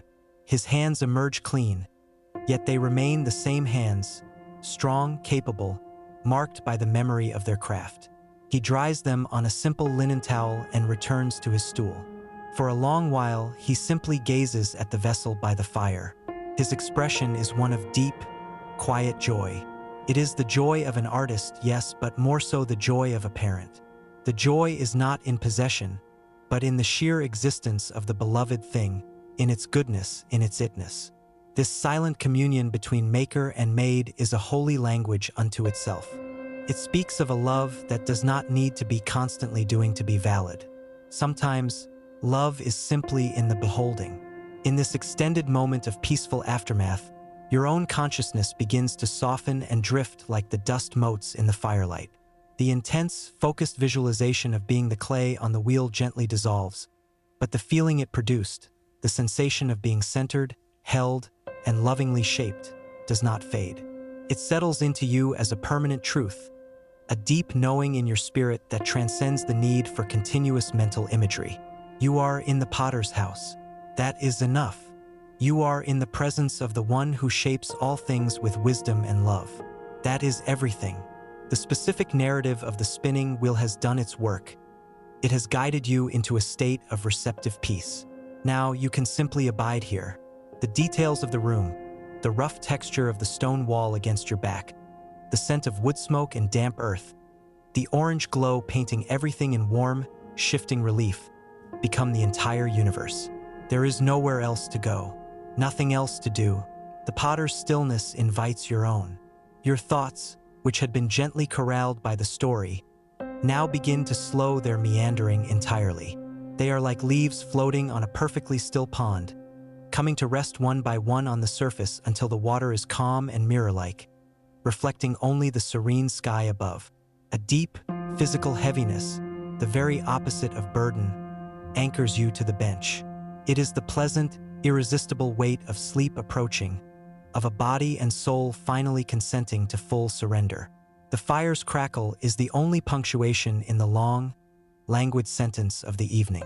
Your eyelids are too heavy to lift. The image behind them is no longer the spinning wheel, but the steady, warm pulse of the firelight through your closed lashes, a comforting red-gold darkness. The potter is still there. You know this. His presence is as constant and reassuring as the stone foundation of the house itself. You are safe. The vessel is finished. The work was good, and now it is time to rest in that goodness. The quiet is not empty. It is a cradle. Let it rock you. Let it hold you. The wheel may turn again tomorrow, but for now, in this eternal present, all is still, all is whole, all is very, very well. The quiet in the potter's house deepens, maturing from a simple absence of sound into a presence all its own. A velvety, palpable silence that seems to absorb even the softest sigh of the settling beams or the faintest rustle of a mouse in the thatch. This is the silence of watched pots, of patient processes underway unseen. The vessel by the fire is beginning the slow, invisible work of drying. The moisture within its clay body, the very water that made it pliable to the potter's hands, is now departing molecule by molecule, drawn into the warm, dry air. This is a critical transformation. It is a move from fragility to strength, from a state that can be easily reshaped to a state that can endure. But it must happen slowly. Too fast, and the surface will harden while the core remains wet, creating stresses that lead to cracks. The potter understands this. He does not stoke the fire to a roaring blaze to hasten the process. He allows the gentle, ambient warmth to do its work in its own perfect time. This is a lesson in non-interference, in trusting the natural pace of becoming. You feel this same gentle, drying patience being applied to your own spirit. The intense, formative experiences of life, the joys that stretch us, the pressures that shape us, the sorrows that hollow us, they all leave their moisture behind, an emotional and spiritual saturation. And now, in this state of deep rest, you are in your own drying time. The warmth of the potter's presence, the safety of this sanctuary, allows the excess of the day, the week, the year to gently evaporate. The tensions, the residual anxieties, the clinging damp of old regrets, they are slowly, safely leaving you. There is no need to force this process. There is no need to analyze or pick at it. You are simply resting in the warmth, and the transformation is happening on a level deeper than thought, as your soul solidifies into the peace that is being offered to it. The cracks of striving are healing. The weakened, oversaturated places are gaining integrity. You are moving from a state of pliable vulnerability to a state of rested strength. The potter shifts on his stool, not with restlessness, but with a slow, comfortable adjustment. He reaches for a simple cup on a shelf beside him, a cup he himself must have thrown long ago, and takes a slow drink of water. The act is mundane, human, and it underscores the sacred ordinariness of this place. Holiness is not separate from the drinking of water, the wiping of a brow, the quiet sitting in the dim light. It is infused within it. His eyes, reflecting the flames, scan the room, passing over the shelves of finished and unfinished work, over the sacks of raw clay, over the sleeping tools, and finally, they come to rest upon you again. In his gaze, there is no demand for you to be anything other than what you are in this moment. A weary traveler, resting. He does not require you to maintain a spiritual posture, to conjure up feelings of devotion or gratitude. Your presence is enough. Your exhaustion is a valid form of prayer. Your surrender to sleep is an act of trust as profound as any conscious prayer. A new layer of sound emerges in the quiet, or perhaps you are only now able to hear it. It is the sound of the night outside. A soft, whispering breeze threads through the cracks in the shutters. A lonely, beautiful sound. Far, far in the distance, the call of a night bird. A single, clear question hanging in the vast dark. These sounds do not intrude. They frame the silence, giving it dimension and depth. They are the companions of the quiet. Inside, the fire continues its slow consumption of the wood. A cozy, crumbling sound that promises sustained warmth. Your breathing has become so slow, so shallow, that you can hardly feel it. You are drifting on the borderlands between waking and sleeping, where the potter's house is both a real place and the landscape of your own soul. The boundaries are blurring beautifully. You are the vessel drying by the fire. You are the observer on the bench. You are the clay at rest in the sack, full of future potential. You are all of it, and you are held in the awareness of the potter who cherishes each form, each phase. The wheel is motionless. The work of active shaping is done for now. The work of quiet solidification is underway. And you have only one task: to consent to the warmth, to the quiet, to the slow and holy process of becoming strong enough for what comes next. Sleep is not an escape from this process. It is your participation in it. So let go. The night is long, and the potter watches over it all. Time in the potter's house is not a linear march, but a slow, spiraling dance. Moments stretch and yawn, embracing one another until past, present, and future blend into a single, eternal now. The vessel by the fire, the observer on the bench, the potter on his stool, all exist in this expanded present. The potter's gaze, having rested on you, now turns inward again, or perhaps outward to a horizon that encompasses all things. His stillness is not passive. It is intensely active on a plane invisible to the eye. He is holding the entire room, the drying vessel, the sleeping tools, the resting guest, in a state of intentional, loving awareness. He is the fixed point, the true center around which all else revolves, the silent axis of the spinning world. In this realization, there is a deep, soul-level relief. You are not responsible for holding the universe together. You are not even responsible for holding yourself together. You are a cherished object within the field of his unwavering attention, and that is the safest place in all of existence. From this place of profound stillness, a memory arises. Not your memory, but the room's memory, etched into the very clay dust in the air. It is the memory of other vessels. The tall, graceful pitcher on the high shelf that once collapsed twice before finding its elegant form. The humble, thick-walled mug by the sink that was fired with a crack in its glaze, yet holds water perfectly and is loved for its flaw. The intricate, lidded urn in the corner that required 100 tiny adjustments and infinite patience.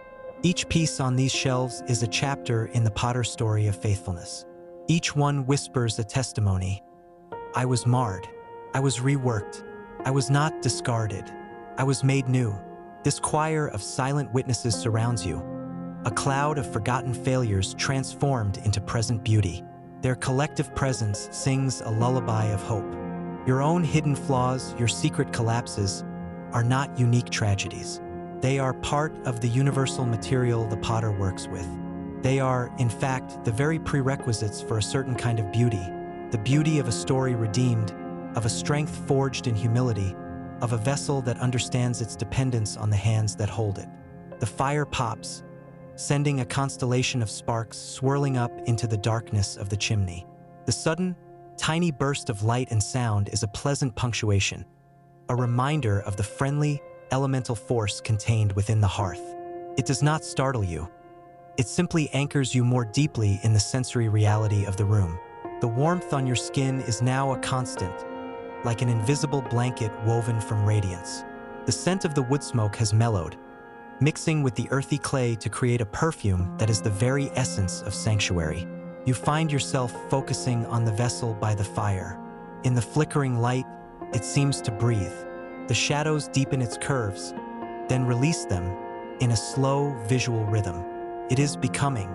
Even in its stillness, it is undergoing a fundamental change. The evaporation of water is a kind of silent alchemy, particles drawing closer together, committing to their new shape. And so it is with you. In this state of deep, wordless rest, an alchemy is occurring within your soul. The waters of worry are evaporating. The slurry of frantic thought is settling. The particles of your peace are drawing together, bonding, solidifying into a new shape, the shape of trust. You are not thinking about trust. You are not repeating affirmations of trust. You are inhabiting trust as naturally as you inhabit your own body. The potter is here. The work is good. The night is held in his hands. This is the crystalline truth that is forming within you as you drift. It needs no defense, no articulation. It simply is. The boundary between you and the peaceful scene dissolves entirely. You are not looking at the potter's house. You are inside the reality it represents. You are inside the promise of Jeremiah 18 verse 4. You are the clay, marred or whole, and you are in his hands. And in his hands, all states are safe. All processes are holy. All timelines are perfect. The wheel may be still, but the shaping has merely moved to an invisible, molecular, miraculous level. Breathe out and let go into that invisible work. Breathe in and receive the peace of the process. You are drying. You are strengthening. You are being made ready, not for some frantic use, but for a purpose that will unfold with the same gentle, inevitable grace as the dawn that still lies hours away. Rest in the readiness. Sleep in the strengthening. A gentle shift occurs in the atmosphere of the room, subtle as a change in the wind.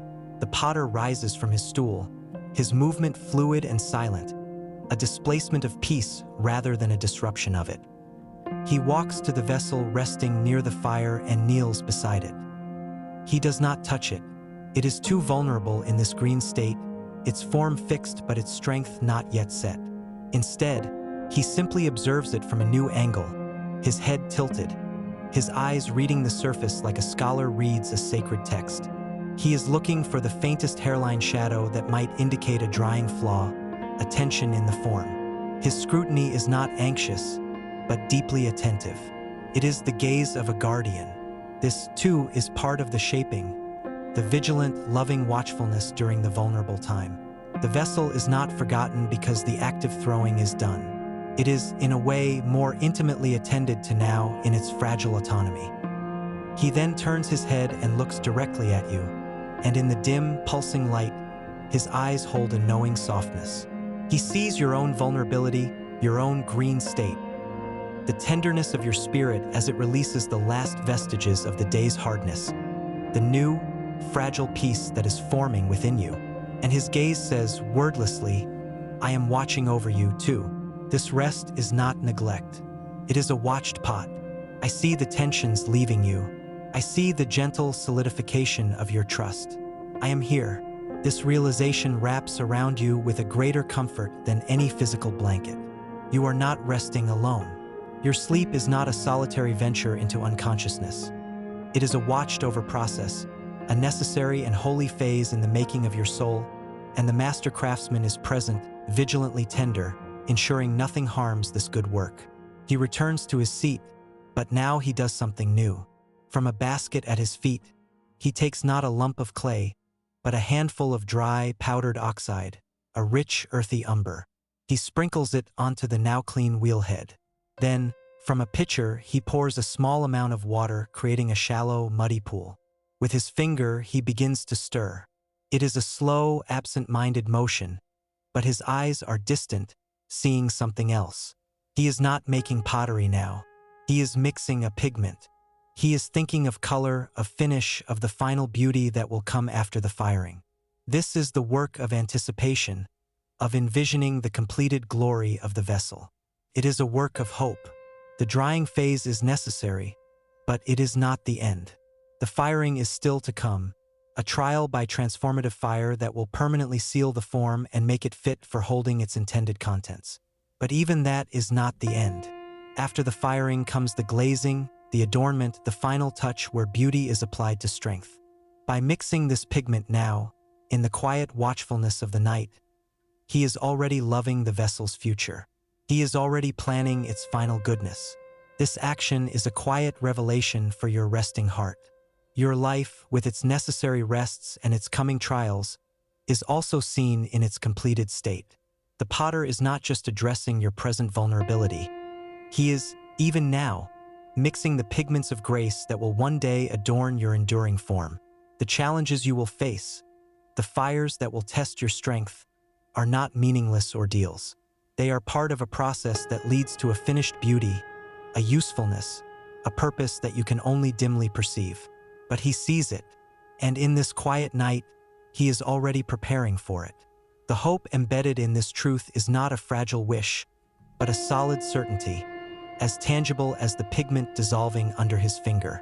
Your story is not a series of random events. It is a piece of craftsmanship, moving through necessary phases.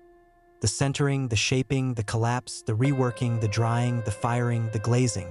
And the potter is present at every single phase, with the appropriate skill, love, and attention each one requires. The rhythmic, circular stirring of his finger in the watery pigment becomes a new focal point. Swirl, swirl, swirl. The umber cloud blossoms in the water, turning it a deep, warm brown. The motion is endlessly gentle, hypnotic. It is a visual lullaby.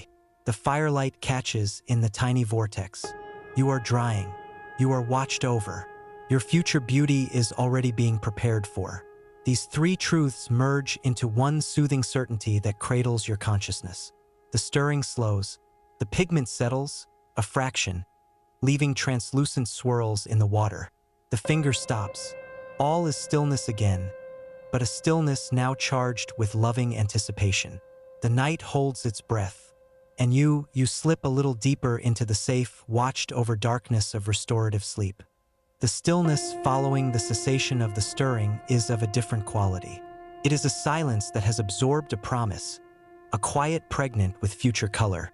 The potter carefully lifts the small cup of mixed pigment and sets it aside on a shelf, where it will wait, its potential suspended until the proper moment. This act of preparation, of setting something aside for future use, is deeply calming. It speaks of a plan that unfolds in season, of a wisdom that knows precisely when to act and when to wait. There is no rushing in this house, no frantic searching for misplaced tools or hastily mixed glazes. Everything has its order, its appointed time under the mastery of the potter's hands. This order is a silent music, a harmony that soothes the anxious soul which is accustomed to chaos and contingency. Here, in this realm, you remember that there is a divine order to all things, a sequence that, though often inscrutable to you, is perfectly known and orchestrated by the one who sees the end from the beginning. Your breathing has now synchronized with the slowest rhythms of the house, the almost imperceptible sigh of the cooling fire, the patient settling of the ancient timbers, the silent, steady evaporation from the vessel on the table. You are part of this ecosystem of peace. The potter resumes his seat, and his posture shifts once more from active preparation to receptive contemplation. He closes his eyes, yet you do not feel his attention waver. It is as if his seeing simply turns inward, or perhaps expands outward to encompass things beyond the walls. He is listening, listening to the drying clay, listening to the sleeping night, listening to the silent prayers of the vessel, and to the unspoken sighs of your own heart. This listening is an active, creative force. It is how he understands the needs of the material. It is how he intuits the exact pressure to apply, the precise moment to intervene, the perfect timing for the next phase. In his closed-eyed stillness, he is perhaps most deeply at work.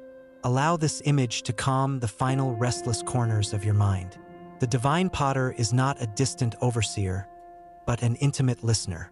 He hears the faintest hairline crack of fear before it spreads. He senses the damp, weak spot of sorrow that needs the gentle heat of comfort. He knows the solid, well-fired places of your character that can bear weight. His work is based on this perfect, empathetic listening.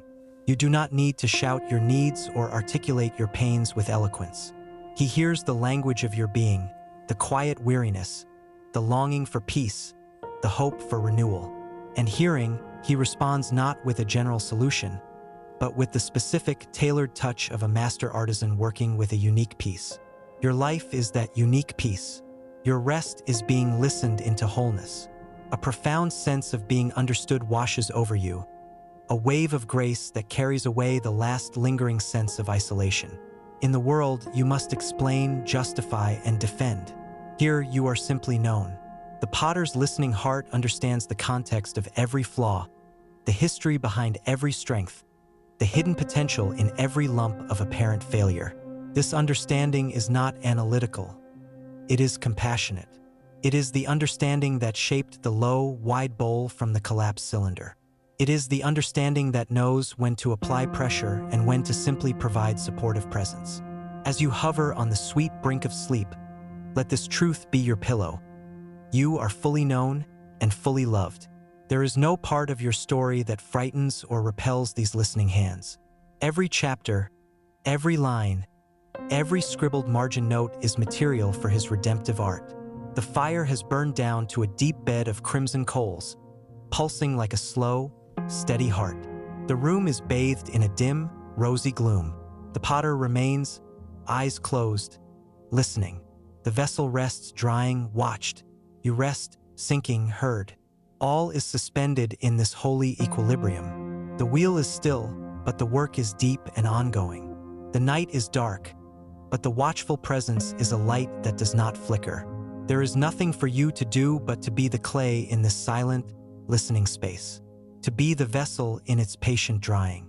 To be the soul in its attended rest. Let the final conscious thought be not a thought at all, but a sensation. The sensation of being heard into existence, of being listened into peace. Now, even the sensation fades, leaving only the quiet, the warmth, and the sure, unwavering knowledge that you are not, and never will be, alone. The story continues, but your conscious listening can cease. The potter is on watch. You can sleep. In the absolute stillness, a new quality of awareness dawns. Not for you are now too far adrift on the sea of sleep to notice analytically, but for the spirit within you that remains ever awake in the presence of the divine. It is the awareness that the potter's house is not merely a location, but a state of being. The clay-smudged walls, the wooden wheel, the glowing hearth, they are all outer manifestations of an inner reality, the reality of being in the hands of God. As your body succumbs completely to rest, this inner reality becomes your entire world. You are not on a bench. You are in the relationship the bench represents, that of a beloved guest, a observed creation, a cherished work. The boundaries of yourself soften like the edges of a wet clay form, blending into the atmosphere of care that permeates every atom of the space. The potter, sensing this total surrender, begins a final, soft activity. It is not work upon clay, but work upon the atmosphere itself. He takes a small, fragrant branch of dried lavender from a hook on the wall and crushes it gently between his palms. A soft, herbal scent, sweet and calming, is released. He sprinkles the crushed buds into the bed of coals. There is no flame, only a wisp of silvery smoke that rises and then disappears, leaving behind a delicate, purifying aroma that layers over the sense of earth and fire. This is a blessing upon the air. It is a sensory prayer for peace, for healing, for sweet dreams. It is an act of sanctifying the very medium you are breathing. Each breath you take, slow and unconscious, now carries this blessing into the depths of your lungs, into your bloodstream, into the core of your being. You are breathing in peace, literally and spiritually. The potter is not just shaping you through pressure and spin. He is now infusing your rest with a fragrant, ambient grace. He then takes the damp cloth he used to clean the wheel and folds it with deliberate care into a neat square, placing it beside the bundled tools. Every object in this room is treated with intention, with a sense of its purpose and its rest. This order is a silent sermon. It speaks of a universe where everything has its place, where chaos is not the final word, but a temporary material awaiting the potter's ordering touch. Your own life, with its tangles and confusions, is seen within this greater context. The disordered threads are not a mess to be despised. They are simply the raw, folded cloth waiting for the hands that know how to smooth and arrange them into a coherent whole.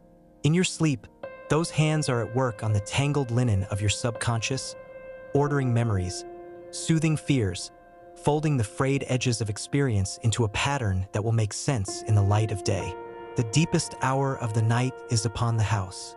The darkness at the window is now a soft, velvety blue-black, a color of profound depth and rest. The potter does not fight this darkness with excessive light. He allows it its full measure, respecting its part in the cycle. The coals provide just enough illumination to outline shapes, to hint at forms, to promise presence without demanding detail. This is the light of faith, not the blinding sun of sight, but the warm, glowing assurance of what is known to be true even when unseen. By this light you are known. By this light you are safe. It is enough. Now, the final movement. The potter stands and moves quietly to where you rest. He does not touch you, but he stands nearby, a quiet sentinel. His gaze encompasses your sleeping form. It is a look that holds the entirety of your story, past, present, and future, in a single timeless moment of acceptance. He sees the child you were, the adult you are, the soul you are becoming. He sees the tears not yet shed and the joys not yet sprung to life. And he whispers, not with sound that ears can hear, but with a vibration that the spirit receives. Sleep now. The wheel is at peace. The clay is resting. The fire watches with me. You are my beloved work. Nothing can harm you here. This night is within my hands. The words, if they can be called that, are absorbed into the fabric of your being. They become part of the silent, strengthening alchemy of your rest. Your last, faint thread of conscious connection to the story releases. The images fade. The wheel, the hands, the fire, the vessel. But the essence remains, imprinted upon you. The feeling of being centered, the memory of being reworked after collapse, the assurance of being watched over in vulnerability, the promise of future beauty being prepared. You have been led, step by gentle step, into the heart of the metaphor. Now, you are allowed to simply live within it unconsciously, organically. The potter returns to his seat. The night holds its breath. And you descend fully into a sleep that is itself a kind of clay, formless, receptive, and held in the everlasting hands. In the profound depth of your rest, where time and narrative have no hold, the atmosphere of the potter's house continues its silent work. The potter remains seated, a silhouette of perfect patience against the pulsing glow of the coals. His stillness is dynamic, an active holding of the peace that now cradles every sleeping thing within these walls. The drying vessel, the resting tools, the dreaming guest. This is the stewardship of silence. He guards it from any intrusion, internal or external. No anxious thought is allowed to flit through this sanctified air. No worry from the world outside is permitted to cross the threshold. He has drawn a circle of tranquility around this place, and he maintains its boundary with vigilant love. Your sleep is happening within this protected circle. It is a sanctuary within a sanctuary. Gradually, the quality of the darkness begins to undergo the subtlest of transformations. The velvety black at the window softens at its edges, not with light, but with a sense of impending light, as if the darkness itself is becoming less dense, more permeable. It is the first hint that the long, patient watch of the night is yielding its turn. The potter's gaze, which has been inward and encompassing, now turns outward to this changing window. He observes the shift not with the eagerness of one waiting for relief, but with the calm recognition of one who oversees a perfect and trusted rhythm. Dawn is his creation, too. Its approach is as much a part of his work as the centering of clay.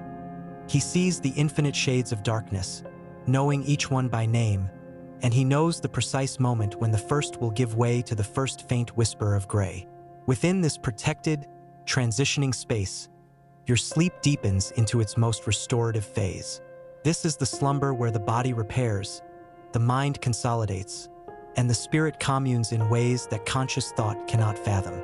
It is the equivalent of the clay's drying time, a slow, essential process where the lessons and experiences of the day are integrated, where the moisture of stimulation evaporates, leaving behind the stronger, consolidated substance of wisdom and resilience. The potter's vigil over this process is one of profound respect. He does not rush it. He does not stir you. He allows the natural, holy physiology of rest to proceed at its own perfect pace. You are, in the most literal sense, being remembered, put back together, made whole, integrated. The fragmented pieces of your energy are being gathered and centered once more, not by force, but by the gentle, gravitational pull of restorative silence. A new sound enters, so delicate it is almost a texture rather than a noise. It is the sound of the first bird of the very early pre-dawn, a single, questioning chirp from a great distance. It is not a song, but a probe, a testing of the darkness to see if it is time. The potter hears it, and a faint, tender smile touches his features. It is the smile of a creator appreciating the timidity and the hope of a small creature following its ingrained instinct. The sound does not break the silence. It accentuates it, giving it a new layer of depth and life. It is a reminder that the world outside, though held at bay, is also part of his care. The bird, the coming dawn, the sleeping human, all are under the same watchful eye. The circle of tranquility is not a wall against creation, but a focused intensity of care within it. The vessel on the table near the fire is now bone dry.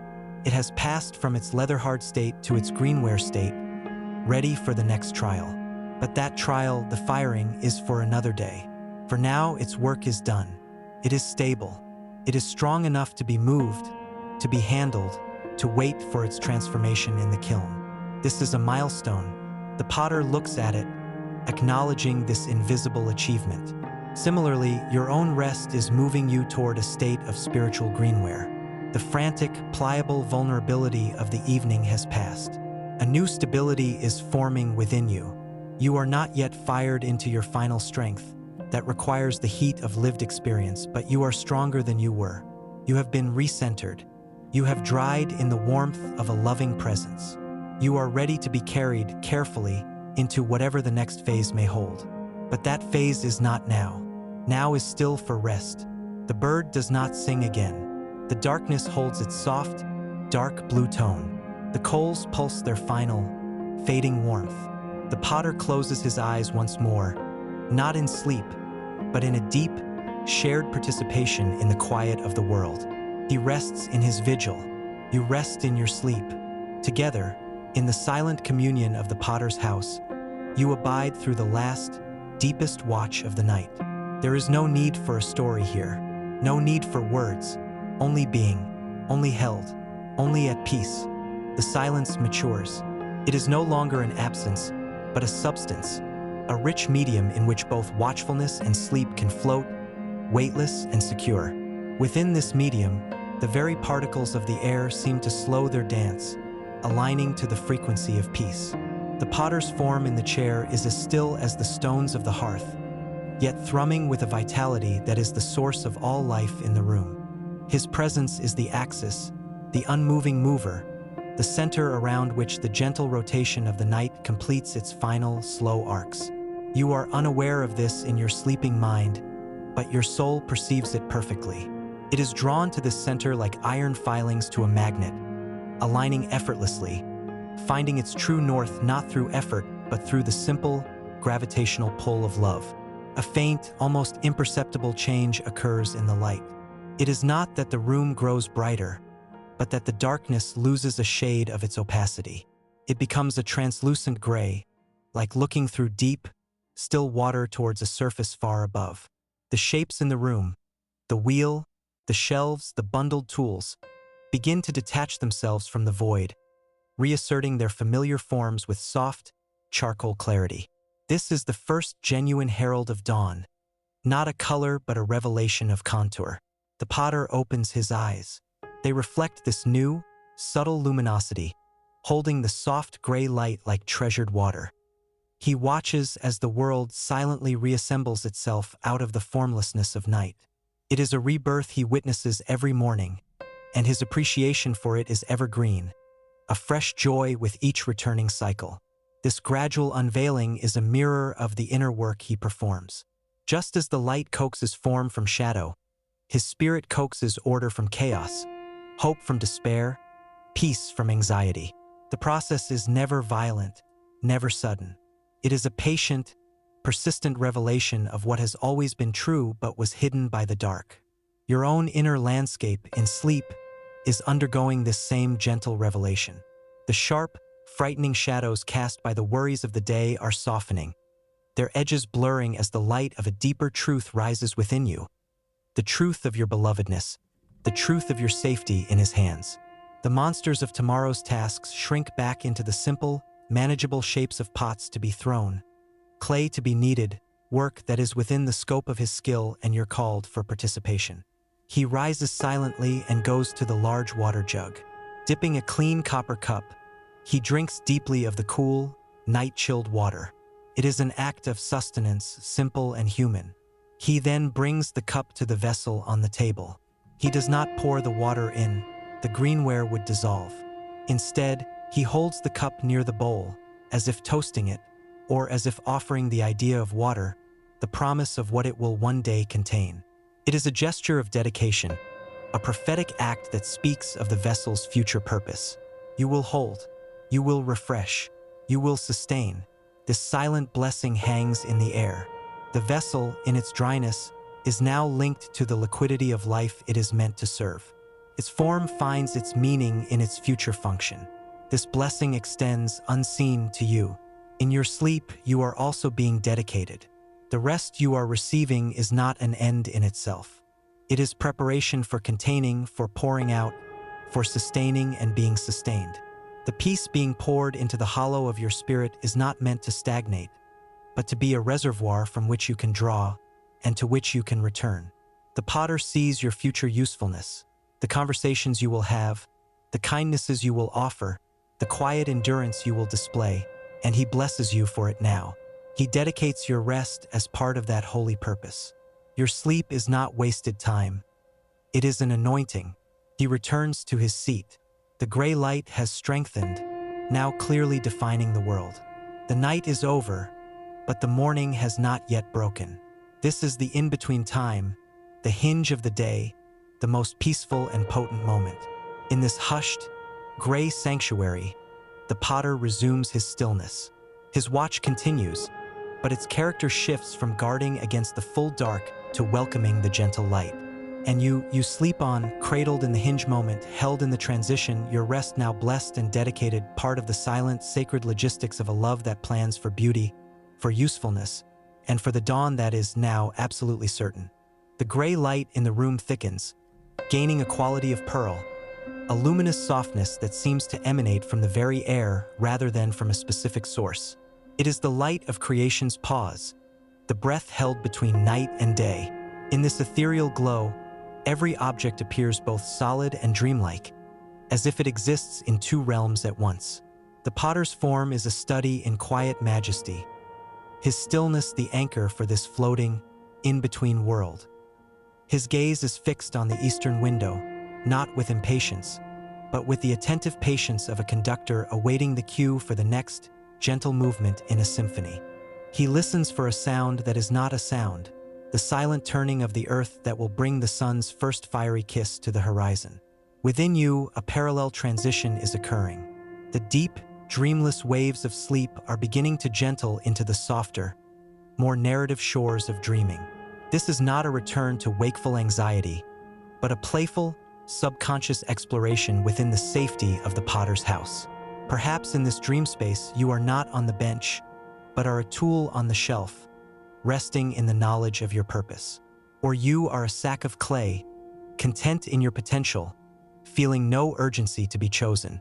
Or you are the water in the jug, clear and still, holding reflections of the firelight.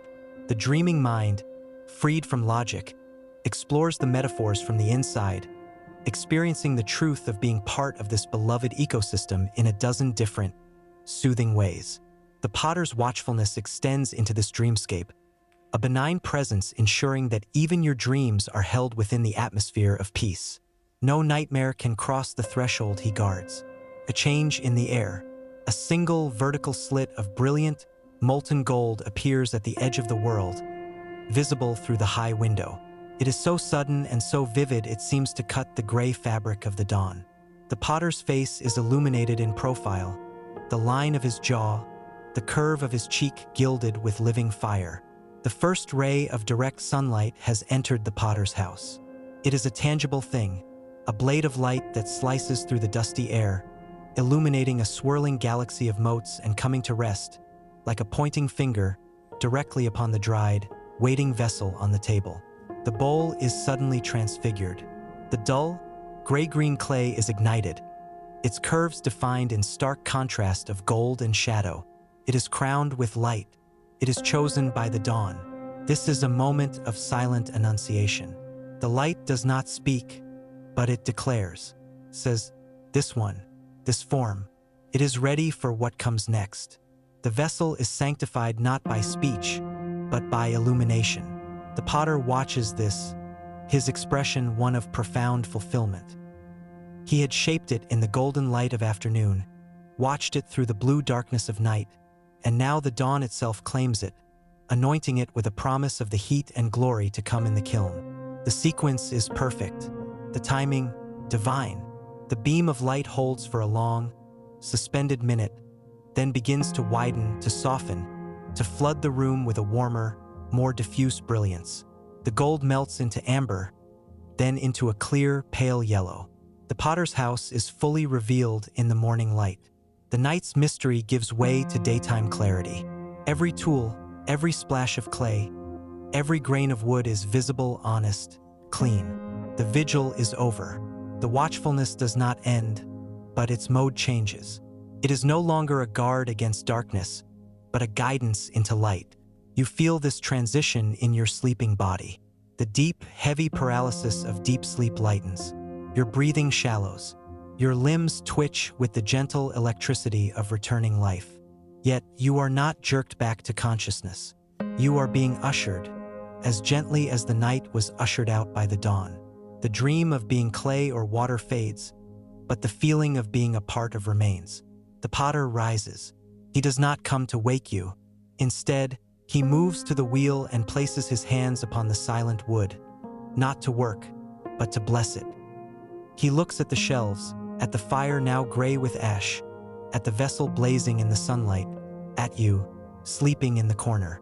He surveys all his works, and in the fresh morning he finds them good. A deep, silent satisfaction fills the room. It is the satisfaction of work perfectly paced, of rest perfectly honored, of a new day perfectly received. You inhale this satisfaction with the sun-warmed air. It is the breath of a new beginning, flavored with the peace of the night that made it possible.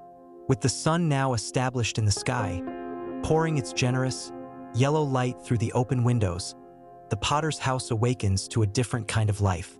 The deep, velvety silence of the night retreats into the corners, replaced by a vibrant, humming quiet. Dust motes dance in the sunbeams, performing their endless, joyous ballet.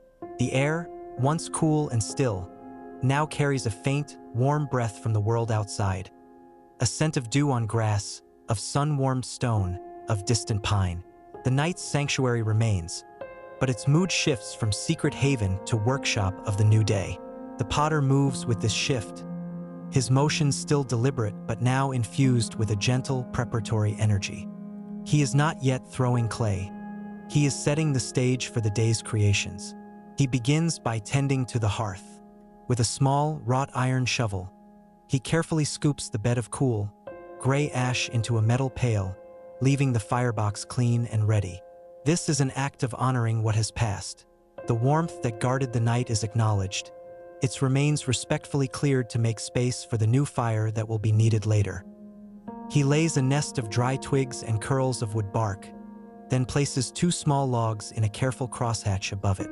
He does not light it yet. It is prepared, a promise of warmth for the hours to come. This preparation is a lesson in foresight and provision. The need for evening warmth is anticipated in the morning light. Similarly, the grace you will need for the day's challenges is already being prepared in the quiet of this dawn, laid like tinder and logs upon the hearth of your spirit. Next, he goes to the sacks of raw clay. He opens the top of one and plunges his hands deep inside, bringing out a large, cool, dense block. He carries it to a broad, smooth stone slab, a wedging table. With a strength that is both powerful and controlled, he lifts the clay and slams it down onto the slab. Thud. The sound is solid, substantive. He repeats the action, turning the clay each time. Thud. Thud. This is wedging, the process of driving out air pockets, of homogenizing the clay's consistency, of making it uniform and ready for the wheel. It is hard, physical work, a prelude to the finesse that will follow. Each thud is a punctuation in the morning's silence, a grounding beat that speaks of preparation, of making the material trustworthy. The hidden flaws of air must be expelled now, before the clay ever touches the wheel, to prevent a collapse later. As you linger in the final, light layers of sleep, the rhythmic thud, thud, a thud becomes the heartbeat of the waking world. It is not a disruptive sound, but a reassuring one. It is the sound of necessary work, of strength applied with purpose. It tells you that the potter is not only gentle, he is also strong. He is not only a comforter in the night, he is a preparer in the morning. He is working on the very material of creation, making it ready, ensuring its integrity. This sound works its way into your fading dreams, translating into a felt sense. It feels like the consolidation of your own peace, like the driving out of the last, tiny pockets of anxiety, like the making of your spirit into a uniform, reliable material for whatever the day may shape. You are being wedged, in the gentlest possible way, by the sound of his preparatory labor. Satisfied with the clay's consistency, the potter cuts a large portion from the wedged mass with a wire. He forms it into a smooth, spherical ball, a perfect potential. He sets this ball on the corner of the wheelhead, covering it with a damp cloth to keep it pliable. It is ready. All is in readiness. The clean wheel, the wedged clay, the laid fire, the fresh water, the sunlit room. He stands for a moment, hands on his hips, surveying the ordered readiness. A smile touches his lips, a smile of anticipation. The blank canvas of the day is before him, and he is the master artist. But there is no hurry. The guest still sleeps in the corner. The dawn is still fresh. There is time. Always there is time. He sits on his stool and once more becomes still, waiting not for inspiration, but for the right moment to begin. His gaze rests on you, and it holds a quiet question, an invitation. The day is ready. Whenever you are ready, we will begin. But there is no pressure in the gaze, only infinite patience. You can sleep a little longer. The prepared clay waits under its damp cloth. The sun climbs. The potter's house holds its breath, poised beautifully between rest and creation. The poised stillness of the potter's house in the full morning light is a different creature from the deep silence of the night.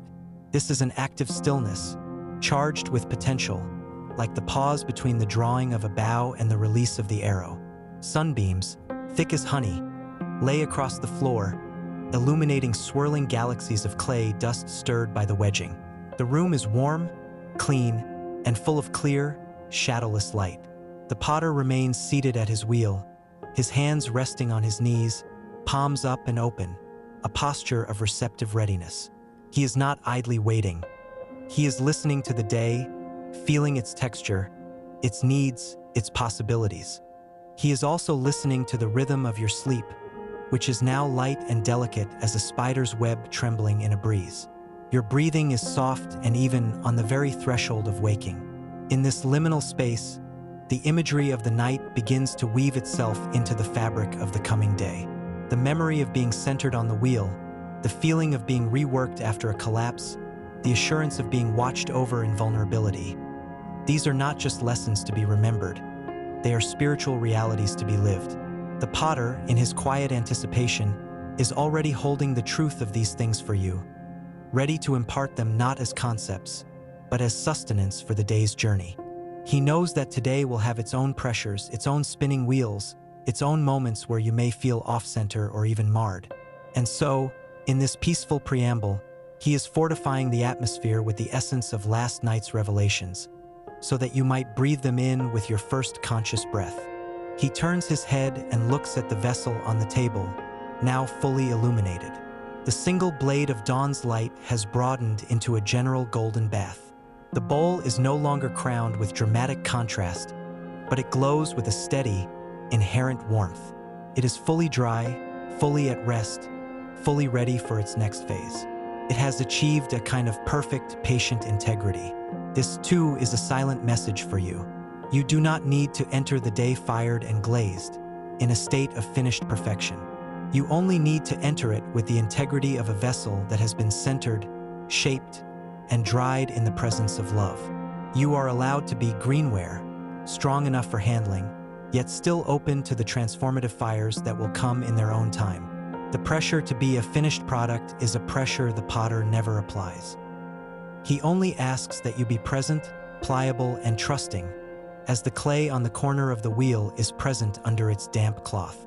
A soft sound from outside finally bridges the gap between your sleep and waking.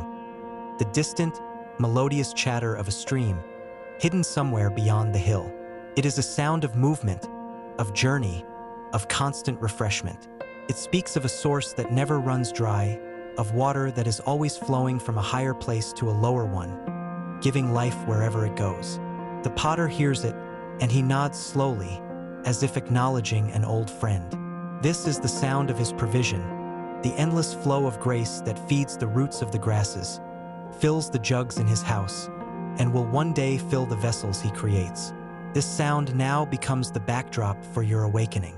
It is a gentle, persistent call, not to frantic action, but to a consciousness that is fluid, refreshed, and connected to an eternal source. You stir. A deep, satisfying sigh escapes your lips as you stretch limbs that are loose and rested. Your eyelids flutter open. The first thing you see is the sun-drenched room, alive with dancing dust. The second thing you see is the potter sitting at his wheel, looking at you. His eyes are the same, deep, knowing, infinitely gentle.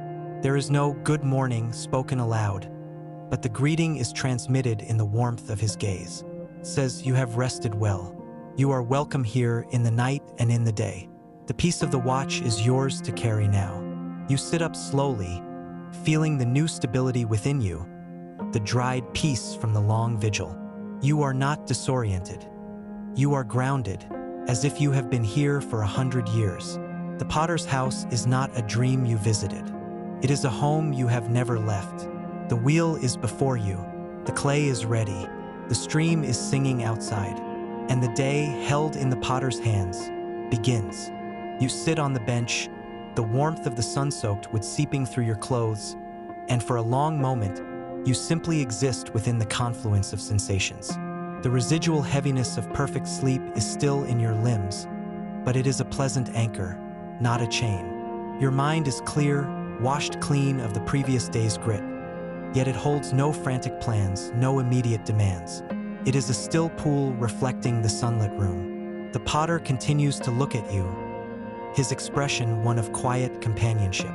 He is not waiting for you to perform or to speak. He is simply sharing this slice of morning with you, a co-inhabitant of this piece. Then, his gaze shifts meaningfully to the ball of clay resting under the damp cloth on the corner of the wheelhead. It is an invitation, but one without pressure. You could simply sit here all day, bathed in sun and silence, and that would be enough. But there is a gentle pull to participate, to see the cycle continue. You rise and take a few steps, your movements slow and deliberate, towards the wheel. You stand beside it, looking down at the blank, wooden disc, still scarred from countless creations. The potter slides the stool back slightly, making space for you to stand opposite him, to see the wheel from the creator's perspective. He then reaches out and lifts the damp cloth, revealing the smooth, spherical lump of wedged clay. It is a pale, cool gray, the color of a dove's wing, perfectly formed and dense with potential. He places it firmly in the very center of the wheelhead with a soft, final thump. The sound declares a beginning. He gestures for you to sit on the stool. You do, feeling the smooth, worn wood beneath you. The perspective is new. You are no longer the passive observer in the corner, nor the receptive clay on the wheel. You are seated at the place of work, with the material before you and the master beside you. The potter dips his hands in the bowl of water and then places them over yours, guiding them to the sides of the clay ball. His hands are warm, strong, and utterly sure. Your hands are held within his. This is not you taking control of the wheel. This is you being invited into the motion, your hands learning the feel of the work through the conduit of his mastery. It is a lesson in co-creation. His foot, placed gently over yours on the treadle, applies pressure. The wheel begins to turn with a low, waking rumble. The vibration travels up through the stool, into your bones, a familiar and now comforting hum. His hands, over yours, apply firm, even pressure to the spinning ball. The sensation is extraordinary. You can feel the slight irregularities in the clay's surface smooth away under the combined pressure. You can feel the centering happen, a profound, physical sensation of chaos being gathered into harmonious spin, of a wild thing being calmed into perfect, still focus at its core. You are not doing it yourself. You are feeling it being done through you. The lesson is in the sensation. This is what it feels like to be an instrument of centering. This is the physical truth of bringing something or someone back to its true axis. It requires firm, loving, consistent pressure, applied without anger or haste. And when it is centered, there is a deep, resonant rightness, a vibration that is almost musical, a quiet click in the soul as everything aligns. The wheel spins, a steady, mesmerizing circle. The clay is a seamless, spinning dome, no longer a lump but a promise. The potter's hands lift slightly from yours, though they remain hovering, ready to assist. He is giving you the feel of it, the memory of the motion encoded in your muscles and spirit. The centering is complete. The first and most important work of the day is done. You both look at the perfect, spinning form, and a shared, silent satisfaction hangs in the sunlit air between you. You have participated in the first miracle, the bringing of order, and you have learned, in the deepest way, that you are never meant to center yourself alone. The hands that guide are always available. Their strength is yours to lean into. Their skill is yours to learn from. The day's first and most important truth is now not just observed, but embodied. You are at the wheel and you are not alone. With the clay centered, a new phase of quiet collaboration begins. The potter's hands, still hovering near yours, now guide them to the top of the spinning dome. His thumb presses over your knuckle, applying a downward, sinking pressure into the very heart of the centered mass. It is an intimate, trusting motion to break the perfect surface, to create a hollow. There is a moment of resistance, then a yielding as your thumbs, under his guidance, disappear into the cool, wet clay. The wheel continues its steady orbit, and the hollow opens like a flower blooming in fast motion. This is the act of opening. It feels vulnerable, this deliberate creation of an empty space within something so solid. But the potter's guidance is unwavering, and the motion feels inherently right. He is teaching you that strength is not about being solid, but about being capable of holding a hollow, of making room. Now, his fingers guide yours to the inside walls of the newly formed well, while the heel of your other hand, supported by his, braces the outside. With a slow, steady pressure inward and upward, the walls begin to rise. It is a delicate balance. You can feel the thinness of the wall forming between your inner fingers and outer hand, a membrane of incredible potential. Too much pressure from the inside and it will flare out uncontrollably. Too little support from the outside and it will collapse inward. But with his hands cupping yours, calibrating the pressure with infinitesimal adjustments. The wall rises evenly, miraculously. A cylinder emerges from the wheel, pale and wet and glistening in the morning light. You are breathing shallowly, utterly focused on the tactile conversation between your hands, his hands, and the spinning clay. It is a wordless dialogue of push and yield, of creation and response. The sensation is one of profound connection. You are not just shaping clay. You are in a living metaphor, feeling the truth of being shaped and simultaneously participating in the shaping of something else. The boundary between creator and created softens, not in a blurring of roles, but in a harmony of intent. The potter's will is to raise a vessel. Your will in this moment is to learn, to follow, to feel. And the clay's will is to yield to skillful, loving pressure. Three distinct entities are in perfect, spinning alignment. The hum of the wheel is the soundtrack of this trinity. You understand now that your own life is such a collaboration. Your will, the circumstances, the clay, and the guiding hands of the divine, all working in a dynamic, spinning dance to raise something that was not there before. The cylinder is about 6 inches tall, its walls surprisingly even. The potter slows the wheel with a gentle pressure from his foot over yours. The spinning slows to a wobble, then stops. He does not immediately let go of your hands. Together, you both behold what your joined efforts have brought into being. It is simple, unadorned, wet. Water gleams on its surface. It is beautiful in its raw, just-born state. He releases your hands, and you sit back, a slight tremor of effort and awe in your fingers. You look from the nascent vessel to him. His eyes are alight with the pleasure of a teacher whose student has felt the truth of the lesson. He nods, a slow, deep affirmation. The vessel is not finished. It has no lip, no base, no definitive form. But it is opened. It is raised. The most critical, creative acts are complete. The rest, the refining, the defining can come later in other sessions with other lessons. For now, this is enough. More than enough. He takes a wire and, with a deft motion, separates the cylinder from the wheelhead, sliding it onto a wooden board. He covers it loosely with a damp cloth, much like the one that covered the original lump of clay. This new creation, born of guided hands, will now rest. It needs to firm up slightly to reach a leather-hard state before its form can be refined further. It is not abandoned. It is set aside to integrate the transformation it has just undergone. You look at your hands, still slick with gray slurry. The potter offers you a clean, damp rag. As you wipe the clay away, the lesson sinks in. You have been both the clay and the potter's apprentice today. You have known the surrender of being centered and opened, and you have known the holy responsibility of participating in that work for another. The sun is higher now, the room fully awake.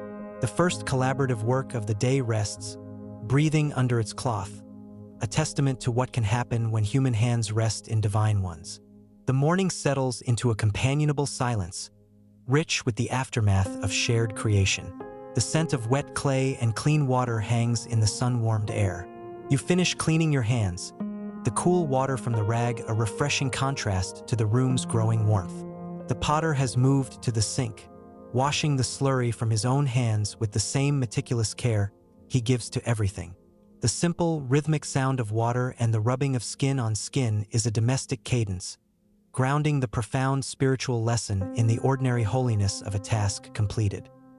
He dries his hands, then turns and leans against the stone edge of the sink, his gaze thoughtful as he observes you and the resting cylinder on its board.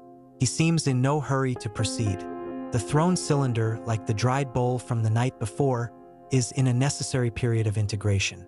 It must reach a state of equilibrium where it is firm enough to hold its shape under the pressure of a shaping tool, yet still soft enough to be altered.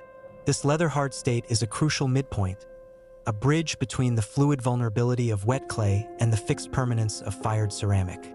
The potter respects this process. He will not force the next step. He understands that time itself is a tool in his workshop. He gestures for you to join him at the long, rough-hewn table where the dried bowl from the night's vigil still sits. You stand beside him, looking down at the two pieces, the old and the new. The bowl, bone-dry and pale, feels light and fragile, its form fixed in memory. The cylinder, under its damp shroud, is still heavy with water and potential, its form still open to revision. They represent two different stages of the same journey. The potter places one hand gently on the dry bowl, a gesture of possession and pride. With his other hand, he points to the covered cylinder, then to you and back to himself. The meaning is clear: you were this. Now you are also part of this making. The journey continues in cycles. He then walks to the doorway, stepping over the threshold into the full blaze of the morning sun. The light silhouettes him, framing his form in brilliance. He turns and beckons you to follow. You step outside, and the world is a symphony of color and sound after the subdued, earthy tones of the studio. The sky is a vast, cloudless blue. The grassy hill rolls away, each blade tipped with light. The distant stream's chatter is louder here, mingled with the buzz of insects and the full-throated songs of birds. The air is fresh, scented with wild thyme and sun-baked earth. It is almost overwhelming in its vitality. The potter stands beside you, giving you a moment to let your senses adjust. He is not just the god of the quiet, enclosed studio. He is the god of this sprawling, sun-drenched creation. The hands that center clay also painted the wildflowers and carved the path of the stream. He leads you a short way down the path to a large, rain-fed clay pit, its edges trampled smooth by foot traffic. The earth here is a different substance, darker, grittier, mixed with stones and roots. It is raw, unprocessed material straight from the ground. He kneels, scoops up a handful, and lets it crumble through his fingers. It is littered with impurities. This is what the clay was before. Common dirt, full of debris, seemingly useless for fine work. He looks at you, and his expression asks a silent question. Do you see? The beautiful, wedged clay on the wheel, the graceful bowl, the cylinder you helped raise. All of it began here, as this messy, impure earth. The transformation is staggering. It did not happen by accident, but by a process of extraction, purification, soaking, sieving, and patient kneading. The flaws were not left in. They were worked out through a deliberate, sometimes arduous process of preparation. The lesson sinks in with the warmth of the sun on your shoulders. Your own raw material, your personality, your history, your natural gifts and flaws, is like this pit of rough earth. The potter does not despise its messiness. He sees it as the source. The pains, the struggles, the impurities of your life are not evidence of a flawed design. They are the common earth from which a unique vessel can be formed. But it requires his process. It requires the soaking in grace, the sieving of wisdom, the wedging of experience to drive out the pockets of pride or fear. The beautiful work in the studio is not a denial of the rough pit. It is its redemption. You look from the crude, rocky clay in his palm back to the serene studio, and you understand the full arc of his work. And you understand that you are somewhere on that arc, always moving from pit to wheel to kiln to use. The potter brushes the dirt from his hands and stands, his eyes holding a quiet, triumphant light. He has shown you the beginning, you have felt the middle, and you trust him for the end. The morning has deepened, the sun's angle sharpening, casting clear, defined shadows that stretch across the studio floor like dark, resting forms. The work of shaping and refining is complete for now. The potter turns his attention to the necessary task of order. He carefully moves the new vase to the shelf of greenware, placing it beside other pieces in various stages of drying. A small cup, a lidded jar, a fluted dish. Each waits with a patient stillness. This shelf is a gallery of potential, a silent congregation of unborn usefulness. He arranges them with space between, allowing the air to circulate freely, ensuring an even drying process. His touch is reverent, as if handling something already precious, already holy in its latent state. He then returns to the wheel. The splash pan is removed, revealing the slurry of clay and water that has accumulated below, the slop. This too is treated with respect. He pours it into a large settling bucket in the corner. In time, the water will evaporate, and the clay particles will sink, forming a reusable sludge at the bottom. Nothing is wasted in the potter's house. Even the messy byproduct of creation is given a chance to settle, to be reclaimed, to become useful material once again. This is a profound testament to a redemption that leaves nothing behind, that sees value even in the muddiest consequences of the work. Your own mistakes, the messy slop of poor choices or failed efforts, are not beyond redemption in his economy. They are allowed to settle, and in time, he will reclaim even them, working them back into the substance of your character in a new way. With the workspace cleaned, the potter does something that signals a shift. He goes to the prepared hearth and, with a flint and steel, strikes a spark into the nest of tinder. A tiny flame blossoms, orange and eager. He nurses it with his breath until it catches the bark, then the twigs, and finally licks up to embrace the small logs. A new fire is born, its crackle a brighter, more vigorous sound than the deep pulse of the night's coals. This fire is not primarily for warmth or light, but for transformation. It is a promise of the kiln, a smaller symbol of the trial by fire that awaits all the vessels. He is building the fire now so that it will be a bed of perfect coals later, ready for whatever needs heating or hardening. It is an act of faith, building the fire for a purpose that is not immediate but is absolutely certain. He then brings the large jug of water to the now crackling fire and hangs it from an iron hook suspended over the flames. He is heating water, not for throwing that requires cool water, but for washing, for mixing thicker slips or glazes, for the comfort of a warm drink later. It is a provision for the needs of the body and the continuance of the work. Every action is purposeful, forward-looking, generous. The message is clear. The potter thinks of everything. He prepares for the next phase, tends to the byproducts, provides for the worker's comfort. His care is systemic, holistic, encompassing both the grand vision of the finished vessel and the mundane logistics of the studio's operation. He returns to sit on his stool, but now he faces you directly. The morning's tutelage is over. The shared work is paused. This is a moment for integration. His gaze is calm, questioning. He is allowing you to hold the morning's experiences. The feel of the clay centering under your guided hands, the sight of the rough clay pit, the patient sound of the refining rib, the ordering of the shelves, the lighting of the new fire. He is giving you space to let these truths find their own level within you, to settle into the settling bucket of your understanding. There is no quiz, no demand for a response. The learning here is not academic. It is osmotic. You learn by being in the space, by watching the work, by feeling the clay. And now, by sitting in the quiet companionship of the master, who has shared his morning with you. The water in the pot begins a low, pre-boil murmur. The fire snaps. A fly buzzes lazily in a sunbeam. The studio hums with a contented, preparatory life. And you simply are. A student who has been shown the source, the process, and the care. It is enough. The lesson is complete. The rest of the learning will come in the living. The water over the fire reaches a gentle boil, its soft, bubbling rumble joining the symphony of the studio. A steady, domestic percussion beneath the sharper cracks of the burning wood. The potter rises, takes a handful of dried herbs from a pouch on a shelf, chamomile, perhaps, or mint, and casts them into the boiling water. A sweet, grassy steam immediately unfurls, weaving a new thread into the room's tapestry of scents.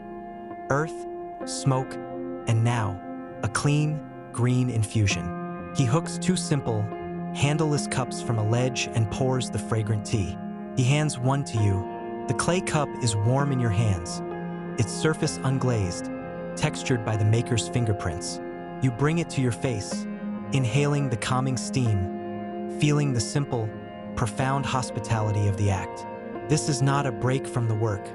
It is part of the work, the sustenance of the worker, the communion of creator and guest. You both sip in silence, the hot liquid spreading warmth through your chest. The tea tastes of sunlight and field, a direct infusion of the goodness outside these walls. The potter's eyes are half closed as he savors his own cup, a picture of contentment in the midst of purposeful labor. This moment of shared respite underscores a fundamental truth. The one who shapes the vessels also drinks from them. He is not a distant architect. but a participant in the life of his workshop. He feels the heat of the fire, enjoys the taste of the tea, rests his body after exertion. His divinity is woven into the humble fabric of clay, water, and leaf. He sanctifies the ordinary by his presence within it. As you drink, your gaze wanders over the shelves, really seeing them now. Before, they were a backdrop. Now, you perceive the narrative they hold. You see a small, lopsided bowl, clearly a child's first attempt, preserved with honor. A large, robust water jar with a hairline crack skillfully repaired with gold lacquer, the Japanese art of kintsugi, where breakage and repair are part of an object's history, not something to disguise. A delicate, translucent porcelain cup, so thin it seems it might ring like a bell if tapped.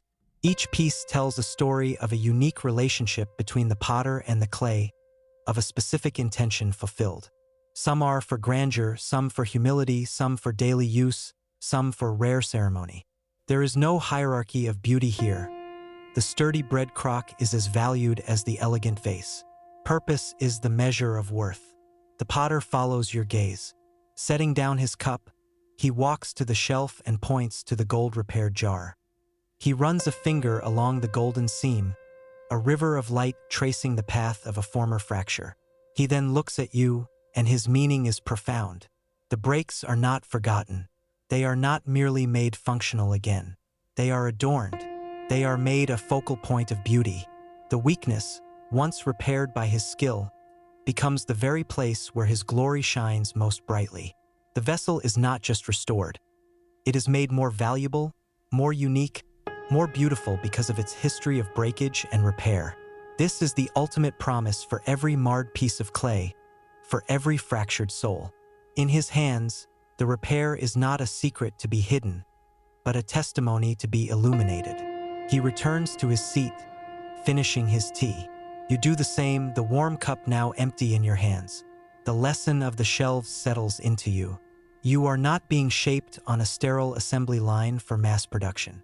You are a one-of-a-kind piece in a gallery of unique stories. Your cracks, when surrendered to him, will not be ugly scars, but seams of gold. Your purpose may be grand or humble, but it will be yours alone, and it will be good. The fire pops, sending a spiral of sparks upward. The studio feels like a living library, its walls holding the silent, three-dimensional stories of countless transformations. And you, with your own story still being written, are already a welcomed part of this collection. You belong here, among the lopsided, the gilded, the sturdy, and the delicate, for the potter has made them all. The tea is finished, its warmth now an internal glow. The potter takes your empty cup and his own, and with a cloth, he wipes them clean before returning them to their shelf. The simple ritual of care for the tools of daily life feels like a prayer. The fire has settled into a steady, efficient burn, the water pot now simmering, ready for its next use. The studio is poised in a state of perfect readiness, a heartbeat between actions. The potter does not rush to fill the silence. He stands at the open doorway again, one hand on the frame, looking out at the sun-drenched day. The light outlines him, and you see the faintest dusting of clay on the shoulder of his tunic, a mark of his immersion in the work. He is not separate from the messiness of creation. He wears its evidence. He turns back to you and gestures to the wheel, then to the door, and finally, he places a hand over his own heart. The meaning unfolds like a parable. The work here, in this quiet place, is not an escape from the world outside. It is the centering for it. The piece you find at the wheel is meant to be carried out the door, into the landscape of your life. The studio is the place of intentional shaping so that you can be a vessel of purpose in the wider world. He is not training you to stay forever in the shaded studio, but to become something that can leave it, that can hold and pour out in the midst of the stream's chatter and the sun's heat. He then walks to the shelf of greenware and picks up the small, simple cup, the one that might have been a first attempt. He brings it to you. You take it. It is cool, dry, and incredibly light. It is unassuming but perfectly functional. He points to it, then points to you and makes a gentle pouring motion with his hand. It is a commissioning. This humble cup is not for the high shelf of display. It is for daily use, for sharing a drink with a weary traveler, for giving water to a child, for holding a few wildflowers on a windowsill. Its beauty is in its usefulness, in its readiness to serve the ordinary moments. He is telling you that your own shaping, however modest you may perceive it, has a purpose in the daily economy of kindness. You are being made into a vessel for the ordinary grace that sustains the world. Now, he goes to the dried bowl from the night's vigil, the one reworked from collapse. He picks it up and carries it to the large water jug. He fills it to the brim with clear, cool water. The bowl, once marred and destined for the scrap heap, now holds a miniature sky in its depths, reflecting the studio's rafters and the soft light. It holds its contents perfectly, without a seep or a tremor. Its low, wide shape makes it stable, unlikely to tip. Its purpose is now demonstrably fulfilled. It holds. He brings the full bowl to you. The water is heavy, substantial. You understand. The vessel that was reworked often gains a particular capacity, a seasoned strength, a profound stability that makes it ideal for holding weight, for bearing burdens, for offering refreshment from a place of hard-won peace. Your own seasons of collapse and reworking are not for nothing. They are building in you a capacity to hold the weight of glory or the weight of others' sorrows with a steadiness that a never-broken vessel might not possess. He sets the bowl down on the table, the water shimmering. Then he places his hands on your shoulders. The touch is firm, grounding, affirming. It is a touch that transfers a blessing, that seals the lessons of the morning, says, "You are my workmanship. You are being shaped for purpose. You are ready for the next step, whatever it may be." He holds your gaze for a long, quiet moment, and in his eyes you see the whole story. The pit, the wheel, the fire, the repair, the use. It is all there, held in a boundless, forward-looking love. Then he releases you, steps back, and smiles. It is a smile that holds both goodbye and welcome. For though you may leave the studio, you never leave the work of his hands. The commissioning is complete. You are sent, not as a finished product, but as a purposeful vessel into the day that awaits. The weight of the blessing lingers on your shoulders like a tangible warmth, even after the potter's hands have withdrawn.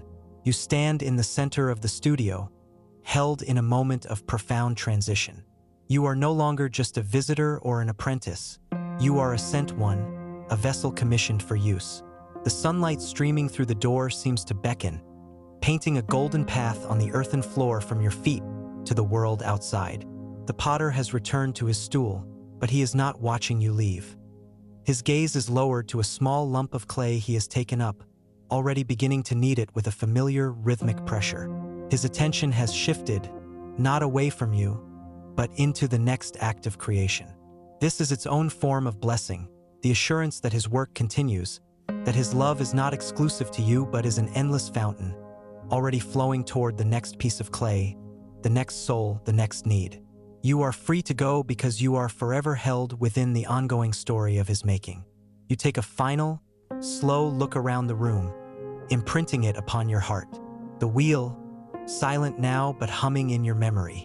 The shelves, a cloud of witnesses to faithfulness. The fire, crackling with future purpose. The two vessels on the table, the full bowl and the humble cup, standing as testament to different journeys toward usefulness. You feel no rush, no anxiety about stepping over the threshold. The peace of this place has been internalized. It is not a location, but a condition of the soul. You have been centered here. You carry that center within you. You turn and walk to the doorway. The sunlight is intense, a warm, physical pressure after the studio's cool shade. You pause on the threshold, one foot in the workshop of intention, one foot on the path of application. You look back one last time. The potter is at the wheel now, a new ball of clay thumped decisively onto the center. He is already beginning, his hands wet, his focus descending into the spin of a new beginning. He does not look up, but you feel his awareness of you, a soft, peripheral warmth like the heat from the hearth. It is enough. You step fully outside. The world greets you with a chorus of sound and sensation. The stream's chatter is louder, more insistent.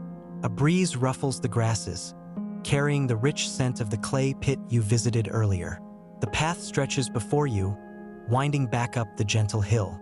It is the same path you descended in the fading light of yesterday, but it is utterly transformed in the clear light of this new day. Then it was a path to sanctuary. Now it is a path from sanctuary. The journey is the same, but you are different. You are not escaping the world. You are re-entering it as a shaped and purposeful being. You carry the hollow within you, the space created by the potter's thumbs, and it is not empty. It is filled with the peace of the watchful night, the lesson of the reworked bowl, the skill of the guided hands, the warmth of the shared tea, the commissioning touch. You are a vessel and you are full. You begin to walk slowly at first, then with a steady, grounded pace. The studio recedes behind you, a small, silent haven in the vast, singing landscape. But you do not feel distant from it. With each step, you realize the truth. The potter's house is not behind you. It is within you. The wheel's hum is your heartbeat. The potter's watchful eye is your companion. The promise of the fire is your future hope. You walk up the hill not alone, but as a piece of the studio's peace, now moving out into the world where pots are needed, where water must be carried, where broken things long for golden repair. The story of the quiet wheel is now your story, and it continues with every step you take, with every breath that fills the vessel of your life. As you climb the path, the physical distance from the potter's house increases, but the sense of its reality within you deepens. The sun is high and generous, warming your back. Each step on the packed earth is firm and sure, a rhythm that echoes the turning of the wheel, a slow, steady forward spin. You look at your hands, clean now of clay, but you can still feel the ghost of its cool, yielding texture, the memory of the potter's hands guiding yours. They are no longer just your hands. They are instruments that have known co-creation. You carry in your muscles the knowledge of centering, the gentle violence of opening, the patient pressure of raising a wall. These are not just skills for clay. They are paradigms for life. You understand now how to approach chaos, not with fear, but with firm, loving pressure to find its true center. You know that creation requires a courageous hollowing out. You have felt the balance necessary to raise something good and true. The top of the hill nears. You pause and turn to look back. From this vantage, the potter's house is a small, peaceful speck in the fold of the valley. Its windows dark from here, its roof a mere smudge of thatch. Smoke, thin and gray, wisps from its chimney. The fire he built for the future. It is a picture of quiet constancy. It does not need you to be there for its purpose to be fulfilled. Yet you were there. You were welcomed, taught, shaped, and sent. The humility of this truth is overwhelming. The master of the universe, the divine potter, invited you into the sacred privacy of his workshop, not to make you a perpetual guest, but to make you a living vessel. The sending is the ultimate compliment. It means he trusts the work he has done in you. He believes you can hold what you have been given and pour it out where it is needed. You crest the hill. Before you lies the landscape of your life, familiar, yet seen with new eyes. There are fields to tend, relationships to nurture, tasks to complete, joys to savor, burdens to carry. It is your own unique terrain. But now you see it as the potter sees it, not as a series of demands, but as the context for your usefulness. The humble cup you carry in your spirit is for the thirst you will encounter here. The sturdy, reworked bowl of your soul is for the burdens you will be asked to bear. The golden seams of your repaired cracks are not flaws to hide, but stories of his faithfulness that you can share. You are not entering the day defensively, but purposefully. You are a crafted thing, entering the world to fulfill your craft. You take a deep breath, filling the hollow place within you with the sunlit, breezy air of the hillside. The breath feels different. It is the breath of a vessel that knows its purpose. There is a quiet excitement, a serene readiness. You are not naive. You know the path will have stones, the sun will sometimes be too hot, the waters of the stream may sometimes flood. You may yet feel marred, feel the wobble of collapse in some unforeseen moment. But the knowledge is now bone deep. That is not the end of the story. The potter's house is not a distant memory. It is an ever-present reality, His hands are not only back in the studio, they are the very hands that hold the universe, and they hold you. You can return to that center in a breath, in a prayer, in a moment of surrendered trust. The wheel is always turning for you. You begin the descent down the other side of the hill, toward your waiting day. The image in your mind is no longer the quiet studio, but the potter's face. The look of focused love as he centered the clay, the patient gaze as he watched through the night, the joyful pride as he revealed the golden repair, the affirming smile as he sent you forth. This is the face you carry with you. This is the companionship that will never leave. You are on the path in the world, and you are, forever and always, clay in the hands of the potter. The story never ends. It only changes form, and you walk into your day, a walking testament to the truth that on the quiet wheel, something eternal has been shaped. The descent down the far side of the hill is a journey into the melody of the everyday. The sounds of the potter's house, the wheels hum, the fires crackle, the soft scrape of the rib, fade into a vibrant tapestry of life. Birds argue in the hedgerows. A woodpecker taps a staccato rhythm on a distant tree. The wind rustles through a stand of birch, their leaves whispering secrets. Your feet find a familiar rhythm on the path, one that belongs to your own life, yet it feels newly synchronized, as if your steps are now in time with a deeper, steadier beat. The hollow within you, that shaped space, does not feel empty. It feels like a reservoir of calm, a still point that balances the motion all around.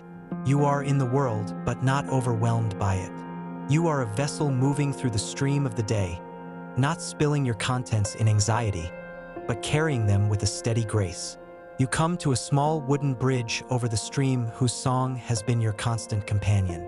You pause, leaning on the sun-warmed rail. The water below is clear and swift, tumbling over smooth, mossy stones. It is ceaseless in its motion, yet constant in its purpose, to flow, to cleanse, to give life. You think of the water in the potter's studio. The bowl of water for throwing, the jug of water for drinking, the water that mixed the pigment for future beauty. This stream is the same element, wild and free. The potter uses both. He uses the disciplined, contained water of the studio to shape, and the wild, flowing water of the world to cleanse and sustain. Your own life will require both. The disciplined moments of quiet centering and the rushing, sometimes chaotic flow of experience. Both are his tools. Both serve his purpose. As you watch the water, a leaf falls from a sycamore overhead. It twirls in a lazy spiral, lands on the swift current, is caught for a moment in an eddy, spinning in a circle, then is suddenly seized and rushed downstream out of sight. Your journey may have moments like that leaf, times of peaceful circling, times of sudden, rushing change. But you are not a leaf. You are a vessel. You have been given shape and purpose. The current may carry you, but it cannot dissolve you. You are designed to hold your contents, to remain you even in the flow. The potter's hands have made you for this. The memory of his firm, wet hands centering the spinning clay is your anchor. No matter how fast the stream flows, you have a center that can hold. You cross the bridge. The path now leads through a sun-dappled grove. The light filters through the canopy in shifting, golden coins that dance on the forest floor. It is beautiful, peaceful. Yet here you notice a fallen tree, its trunk shattered, its roots torn from the earth. It is a monument to a past storm. It is marred, broken. You stop before it. This is the clay pit of the forest, the raw, broken material. But even here, you see new life. Bright green moss cloaks the bark, fungi bloom in brilliant orange shells. Insects hum in a busy ecosystem around the decay. The potter's work is not limited to the studio. He is at work here, too, in the breaking and the remaking, in the recycling of death into life, in the patient, slow artistry of redemption that works over seasons and centuries. Your own broken places are not outside his jurisdiction. They are part of a larger, wilder studio, where his methods are slower, his tools the weather and time, but his purpose is just as sure: to bring life from decay, to find beauty in the broken. You walk on, the image of the fallen tree held gently in your mind alongside the image of the golden stitched jar. One is broken in the wild, The other is broken and repaired in the studio. Both are under the potter's care. The lesson settles. Whether in the intimate, focused space of personal prayer or in the wild, uncontrollable circumstances of life, he is the same potter. His nature does not change. You can trust him in the grove as surely as you trusted him in the studio. With this thought, the last vestige of separation between the sacred space and the secular world dissolves. All ground is holy ground. All material is his clay. You carry the studio within you, and you find it mirrored everywhere. The walk is no longer a journey away, but a journey deeper in. Emerging from the grove, you find yourself at the edge of a cultivated field. The earth here is dark and rich, freshly turned, lying in neat, hopeful rows. At the far end, a figure moves slowly, bending, planting, moving on. This is the garden of your daily labors, the place where the seeds of your actions are sown. It is a different kind of will, a linear, patient will of growth. The sun beats down, a familiar, demanding warmth. This is where the vessel meets its purpose, to carry water to the seeds, to shade a tender shoot, to hold the harvest. You step onto the soft soil, feeling it give way under your feet. It is another form of clay, another medium of potential. The potter is here, too, in the patience of the planter, in the generosity of the soil, in the promise hidden in each small, dry seed. You walk along the edge of the field, your shadow long beside you. The tasks that awaited you here, tasks that might have felt like burdens yesterday, now feel like invitations to participate in a kind of making. Watering a row is an act of filling a vessel in the earth. Pulling a weed is a refining, a removal of what does not belong.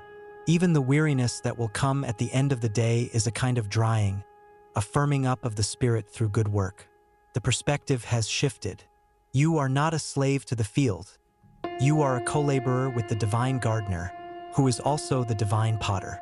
The same hands that shaped you are the hands that sketched the blueprint of the seed, that guide the clouds for rain. Your work in the field is an extension of the work at the wheel, a shaping, a nurturing, a bringing forth of potential into tangible good. You reach a simple well at the field's corner, its stone rim worn smooth by generations of ropes. You lower the bucket, hear it splash, and draw it up, hand over hand, the muscles in your arms engaging with a pleasant, honest burn. The water is cold and clear. You pour some into your cupped hands and drink. It is the same water that was in the jug in the studio, the same water that is the stream. Tastes of deep, secret places in the earth. As you drink, you are, for a moment, both vessel and contents. You hold the water, and the water refreshes you. This is the beautiful cycle of a shaped life. You are filled so that you can be poured out, and in the pouring out, you are filled again from the deep, cold well of grace. The labor of the day is not a draining, but a participating in this sacred hydrology. You take the bucket and begin to water the nearest row. The water sinks into the dark earth with a soft, grateful hiss. You watch it disappear, a gift given, a potential released. There is no immediate result, only the faith that what is needed has been provided. This, too, is a lesson from the potter's house. The potter did not demand that the wet clay instantly become a fired pot. He allowed it its drying time, its waiting time. You must allow the seeds their hidden time in the dark. Your acts of kindness, your words of truth, your daily faithful labor, they are like this water. You may not see the sprout today, but you trust the process. You trust the potter who designed the seed, who owns the field, who taught you to draw the water and to pour. As you work, the sun continues its arc.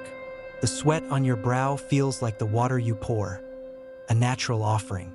The rhythm of the task, step, pour, becomes a meditation. The wheel's spin has translated into the walker's pace. The centering of the clay has become the focusing of your attention on the task at hand. The quiet of the studio is now the quiet of a mind focused on simple, good work. The piece has not left. It has merely changed its garment. It now wears the clothes of purposeful action. You are living the metaphor. The potter's house was not a retreat from reality. It was a tutorial for it.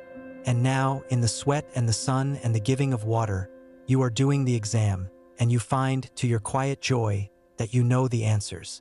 They are written in the memory of clay, in the feel of guiding hands, in the sound of the wheel, in the warmth of the fire that awaits all shaped and willing vessels. The sun begins its long, slow decline, painting the western sky in washes of apricot and lavender. Your work in the field is done for the day. The bucket rests empty by the well. Your muscles hum with a pleasant fatigue, the honest weariness of labor that has meaning. You stand at the edge of the turned earth, looking back at the rows, dark and damp in the fading light.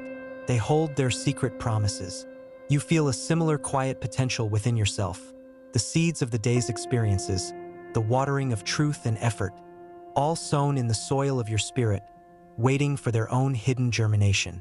You are not the same person who walked down the hill this morning. You have practiced being a vessel. You have poured yourself out, and yet you do not feel depleted. You feel seasoned, like leather-hard clay, firming into the shape of the day's use. You turn toward the path home. The walk back is softer, slower. The world is settling into evening. The birdsong has changed from the frantic chorus of day to the solitary, plaintive calls of evening. The air cools, carrying the scent of night-blooming flowers from the grove. As you walk, you find your thoughts drifting not to the tasks of tomorrow, but to the images of the studio. They return not as a longing for escape, but as a grounding resonance. The memory of the potter's hands on the wheel is a touchstone. The feel of the clay centering is a somatic prayer. You find yourself breathing in time with an imagined wheel's turn, a slow, centering breath in, a releasing breath out. You are, in a sense, carrying the wheel with you, its axis aligned with your spine, its steady rotation a rhythm for your soul. You cross the wooden bridge again. The stream is now a ribbon of molten copper and indigo, reflecting the spectacular sky. Seems slower, more thoughtful. You pause, and this time you don't just observe the water. You listen to its song. It is a continuous, soothing chatter, a confession to the stones, a journey without hesitation. It reminds you of the constancy of the potter's work. His hands are never idle. His love is never static. It is always flowing, shaping, carving, nurturing. Whether in the dramatic spin of the wheel or in the slow, patient wear of water on stone, your life is held within that constant creative flow. The day's labors, its minor frustrations and small joys, are all part of the current that is smoothing you, shaping you, carrying you toward an ocean of purpose you can only dimly imagine. As you climb the hill toward home, the first stars prick through the deepening blue of the east. They are tiny, distant points of fire. You think of the kiln, the final, transformative fire that awaits every piece of pottery. The kiln is a mystery, a sealed chamber where the vessel is subjected to intense, controlled heat, a trial that forever changes its nature, making it strong, durable, capable of holding liquids without returning to mud. You have not been through that fire yet. Your trials are still ahead, or perhaps you are in a low-temperature firing even now. But looking at the stars, you feel no fear. The potter who controls the wheel also controls the kiln. He knows the exact temperature needed for each vessel, the precise duration. He will not overfire you and make you brittle. He will not underfire you and leave you weak. He will bring you through to a good finish, as the potters say. The stars, those far-off kills of divine artistry, whisper this promise in their silent, burning language. You reach the crest of the hill. Below, the lights of your home twinkle in the gathering dusk, warm and welcoming. Behind you, the valley is swallowed in deep blue shadow, and you know that in that shadow, the potter's house is there, its windows dark, its fire banked, its potter perhaps resting, or perhaps beginning a night's vigil over another piece of clay. You are home, but you are also forever connected to that house. You carry its peace in your pores, its lessons in your hands, its hope in your heart. You are a vessel, shaped on the quiet wheel, now resting in the quiet evening, ready for tomorrow's use, tomorrow's filling, tomorrow's pouring out. The story of the wheel is not over. It is simply turning at a different speed, in a different light. You go inside, closing the door on the night, but you leave a space in your spirit open, a hollow, a listening place, for the potter who never sleeps and who is forever at work. Inside your home, The familiar surroundings feel both the same and utterly new. The wooden table, the sturdy chairs, the hearth waiting for its own kindling. They are all vessels in their own right, holding the life of your household. The act of lighting a lamp feels ceremonial. As the flame catches and grows, pushing back the twilight gloom, you see not just light, but a tiny, contained echo of the potter's fire, the transformative fire of the kiln, the watchful fire of the studio hearth. You tend to your evening tasks, washing the dust from your hands, preparing a simple meal. Each action is simple, yet infused with a new awareness. Pouring water from a pitcher, you are mindful of the vessel's lip, its pour. Breaking bread, you think of the clay bowl that might hold it and the hands that shaped that bowl. You are living in a world of made things, and you yourself are a made thing, and the making is ongoing. You sit to eat in the quiet. The fatigue of the day is a solid, comfortable thing, like the dried bowl from the studio, strong, capable of holding the weight of your rest. As you eat, you reflect. The day did not hold any grand dramas. There was no visible miracle, no voice from heaven. Yet, everything felt different because you were different. You carried the studio with you. The constant, gentle pressure of that inner centering kept the minor irritations. A stubborn weed, a stubbed toe, a worry that buzzed like a fly, from throwing you into a wobble. You were able to contain them, to hold them in the wider, stable vessel of your peace without spilling over into frustration. This is the practical fruit of the potter's work. Resilience. Not a hardness, but a flexible, durable strength that can bear pressure without collapsing. After the meal, you move to a chair by your own hearth. You add a log to the low fire, watching the flames lick and curl around the new fuel, consuming it to provide warmth and light. It is a willing surrender. The log gives itself to the fire. You think of the clay's surrender to the kiln, and of your own necessary surrenders to the fires of life, the letting go of control, of pride, of old, dry ways that must burn away to make room for new growth. The fire is not an enemy, but a partner in transformation. The potter uses it. Sitting in its glow, you feel a kinship with all the vessels on the shelf, all the wood in the fire, all the souls being shaped in the great, unseen studio of God's love. You are part of a vast, holy workshop. You pick up a simple, mended blanket, its tear repaired with careful, colorful stitches. It is your own version of kintsugi. The flaw is not hidden. It is made into a feature, a place where love visibly intervened. You wrap it around your shoulders, feeling its warmth, its testament of care.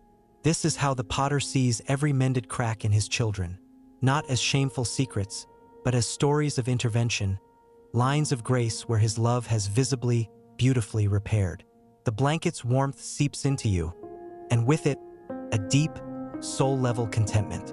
The journey to the potter's house was not for a one-time lesson, but for a lifetime lens.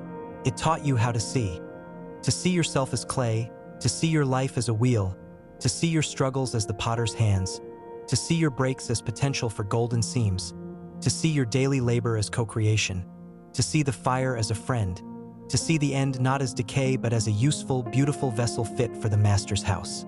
The fire crackles. The night deepens at the windows. Your eyes grow heavy, but this is a different tiredness from the one you brought to the path yesterday. That was a weary seeking. This is a satisfied returning. You are returning to rest, yes, but also to the cycle. Sleep will now be its own kind of studio, a time of unseen consolidation, of spiritual wedging, of subconscious centering. You will sleep as a vessel at rest on the potter's shelf, watched over, slowly firming into the shape of tomorrow's grace. You bank your own fire, safe in the knowledge that the greater firekeeper never sleeps. You go to your bed, and as you close your eyes, the last conscious thought is not a word, but a sensation. The cool, solid, trustworthy feel of clay, perfectly centered, spinning in the dark, held in hands that will never, ever let go. The wheel turns, the story continues, and you are at peace within it. Sleep comes, not as a plunge into nothingness, but as a gentle submersion into the dark, fertile waters of the subconscious, the clay slip of the soul. Here, in this realm beneath thought, the day's experiences settle. The feel of the sun, the weight of the bucket, the cool of the stream, the image of the potter's face. All these particles drift down through the quiet water of your mind, finding their place, forming new layers of meaning. This is the settling bucket of the spirit, where the useful residue of life sinks to the bottom, ready to be reclaimed and re-wedged into the material of your character. There is no striving here.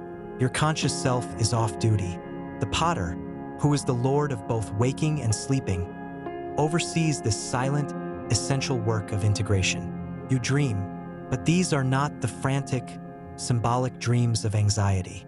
They are slow, tactile dreams. You dream of your hands in cool, wet earth, not shaping, but simply feeling its texture. Gritty, smooth, granular, soft. You dream of walking through a forest where every tree trunk bears the swirling, unique fingerprint of its maker. You dream of sitting by a fire that warms but does not consume, watching flames that dance in the shapes of vessels. A curling lip of fire, a rounded bowl of light, a tall, graceful vase of shimmering heat. These are dreams of belonging, of being part of the elemental family of creation. Earth, water, fire, air, and the hands that harmonize them all. You are, in your dream, a note in a silent, beautiful chord. In the deepest trough of the night, the dream shifts. You are back in the studio, but it is vast, cosmic. The wheel is the size of a galaxy, spinning with a deep, humming vibration that is the music of the spheres. Upon it, nebulae swirl in clouds of color. Stars are born in fiery streaks. Planets coalesce into spinning orbs. And there, at the center, are the same hands, strong, gentle, infinitely capable, guiding the colossal, beautiful chaos into ordered, breathtaking forms. You understand, in the way one understands in dreams, that the same principle is at work here as on the small wooden wheel. Centering, opening, raising. The universe itself is a piece on the potter's wheel, and your own small life is a miniature, beloved version of the same creative act. You are not insignificant. You are a fractal of the grand design. The care is identical, the skill is the same, the love is without scale. Then the dream narrows, focuses. You are looking at a kiln, but it is not a brick box. It is a situation in your own life, a challenge you fear, a loss you grieve, a hope that feels fragile. The door of the kiln is open, and you see the vessel of your own spirit inside, glowing with a fierce, orange heat. It is not cracking, it is shining. It is becoming more itself, more translucent, more strong. The fire is not destroying it, it is finishing it. And standing by the kiln's peephole, watching with intense, loving focus, is the potter. He is monitoring the temperature, the atmosphere, the time. He will not look away. He will not make a mistake. You wake from this dream not with a start, but with a slow, seamless transition, as if the dream truth is too important to be left behind in sleep, and so it escorts you back to the waking world. The room is dark, the hour unknown, but you are not afraid of the dark. It feels like the necessary shadow that makes the shape of a vessel visible. You feel more than know that you have been visited in the depths, not by an angel with a message, but by the potter himself, speaking the language of dreams, reaffirming the metaphors in the theater of your soul. The lessons of the studio are being burned into you, fired into permanence, not just as ideas, but as identity. You are clay. You are being shaped. You will be fired. You will be used. It is all good. You turn over, settling deeper into your bed, which now feels like a shelf in the potter's house. You are safe here. The night is his tool. The dream was his whisper, and you are his workmanship even in the dark. You drift back into a sleep that is now simply trust, made unconscious.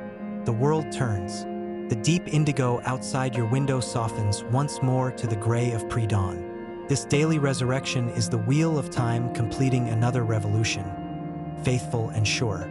You awaken naturally, without an alarm, as the first faint light begins to define the shape of your room. The frantic, grasping energy of a typical morning is absent. There is instead a slow, fluid emergence, like a vessel being drawn up from the wheel, not hurried, not forced, but brought forth with a gentle, inevitable grace. You lie still for a moment, listening to the silence. It is not an empty silence, but a full one, holding the echo of last night's dream kiln and the promise of the day's new clay. The feeling of being centered is your first conscious sensation, a spiritual alignment that feels physical, as if your very bones have found their true, restful axis during the night. You rise. The floor is cool under your feet. The simple acts of washing your face, dressing, are performed with a new mindfulness. The water in the basin is a sacrament, a reminder of the throwing water and the stream. The clothes you put on are like the soft cloth that covered the clay, a protection, a simple dignity for the material within. You move through your morning routine not as a series of tasks to be conquered, but as a preparation of the vessel, a getting ready to be used. You are preparing the clay of yourself for the day's wheel. You step outside your door. The air is crisp, tasting of dew and the cool breath of retreating night. The sky in the east is a canvas of pale lemon and rose, the colors delicate, not yet bold. You do not immediately move toward your tasks. You stand and breathe. You are practicing the first lesson, centering. You take a deep breath, and in your mind's eye, you see your scattered thoughts, your latent worries about the day, as a lump of clay on a wheel. With the exhale, you imagine firm, loving hands applying pressure, gathering that mental chaos into a single spinning point of peace. You do it again and again. It is a prayer without words, a spiritual technique learned in the studio of surrender. By the third breath, you feel it, a quiet, humming stability at your core. The day, whatever it brings, will spin around this center, not dictate it. You walk to your woodpile, select a few logs, and carry them inside to restart your hearth fire. As you kneel to arrange the kindling, you are the potter preparing the fire for the kiln. The act is connected. Your small, domestic fire is part of the great economy of transformation. You strike the spark, nurture the flame. As it catches, you feel a spark of hope catch within you. Today will have its fires, moments of pressure, of heat, of trial, but they are under supervision. They serve a purpose. You are not afraid of the heat. You are learning to see it as part of the making. You prepare a simple breakfast. As you eat, you look at your hands holding the bowl.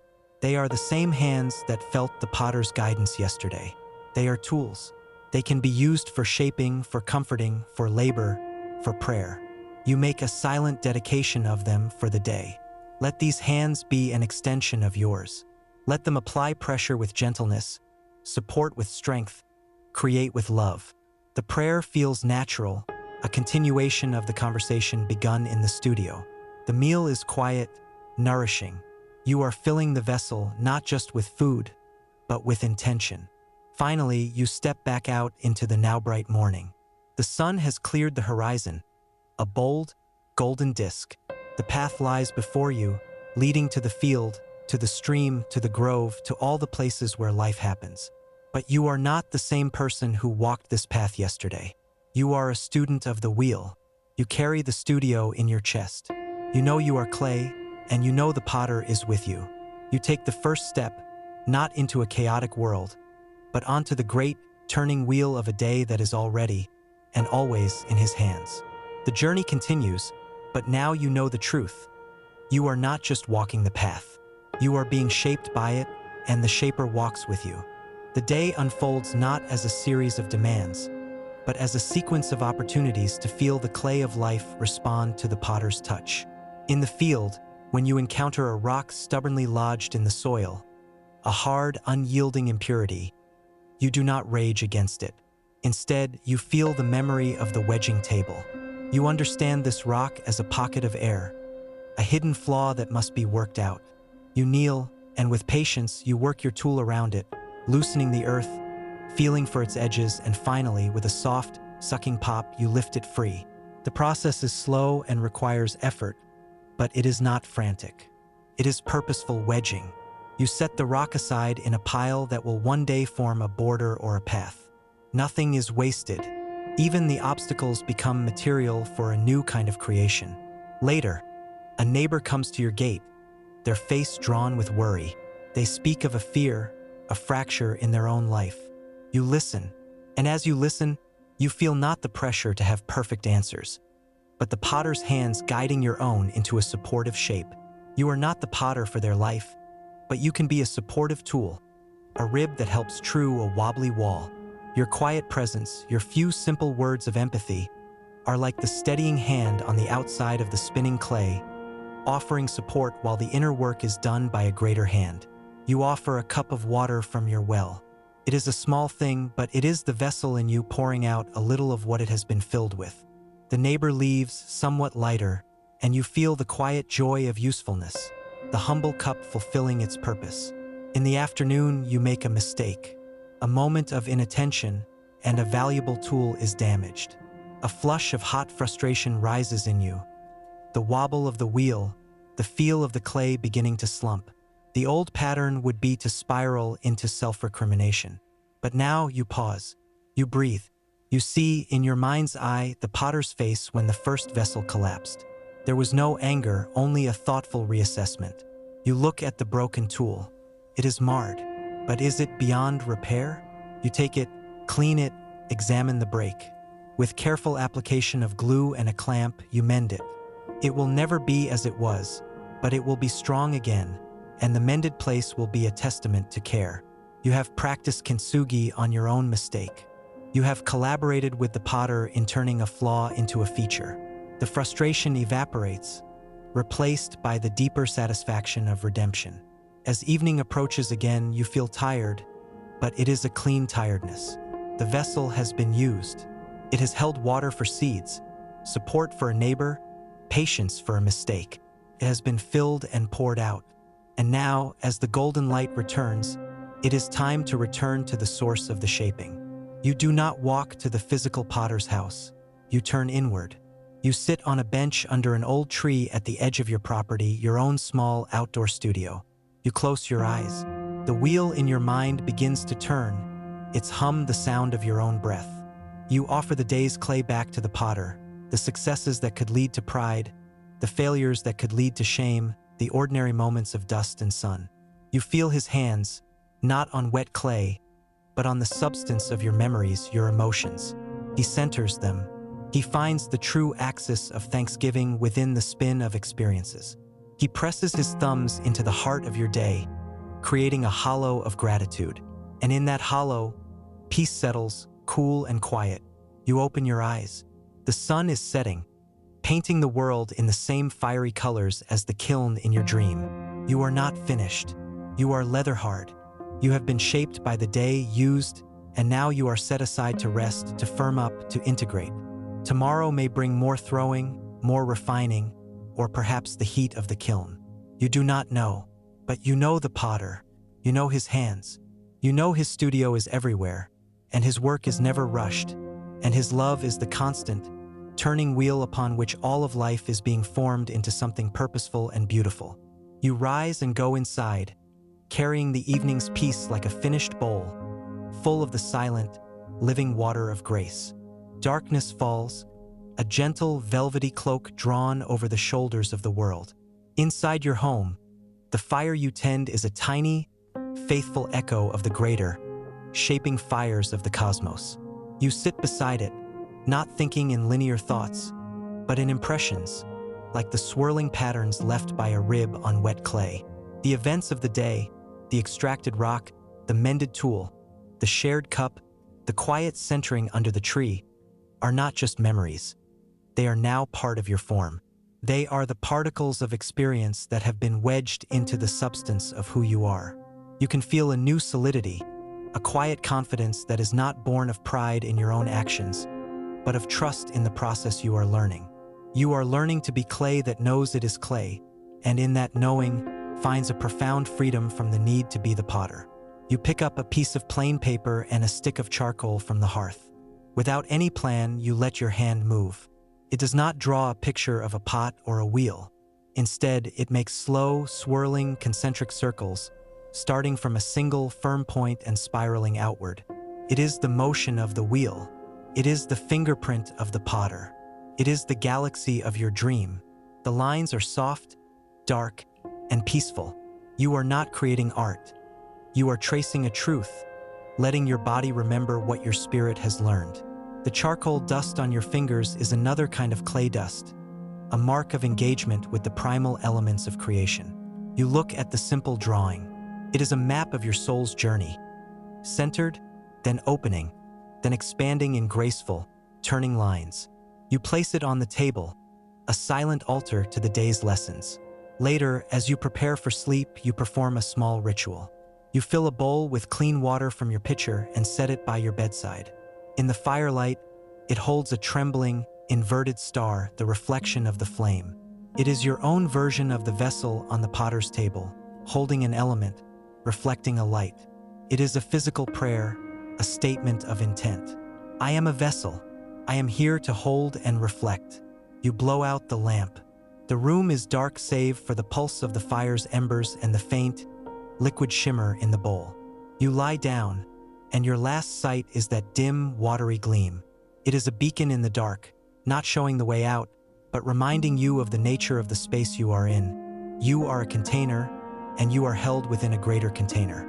The bowl on the table holds water. The room holds the bowl. The night holds the room. The potter's hands hold the night. Sleep comes, and this time there are no vivid dreams. There is only a deep, dark, nourishing void, like the clay in the sack before it is chosen, resting in the potential of its own being. It is the sleep of trust. Your breathing slows, becomes one with the sigh of the wind outside, the settling of the house, the slow, infinite turning of the celestial wheel. You are not thinking of metaphors anymore. You have become the metaphor. Your body, your mind, your spirit are all yielding to the same truth. You are being shaped by a love that is both terribly powerful and infinitely gentle. The night is not a pause in the process. It is part of the process.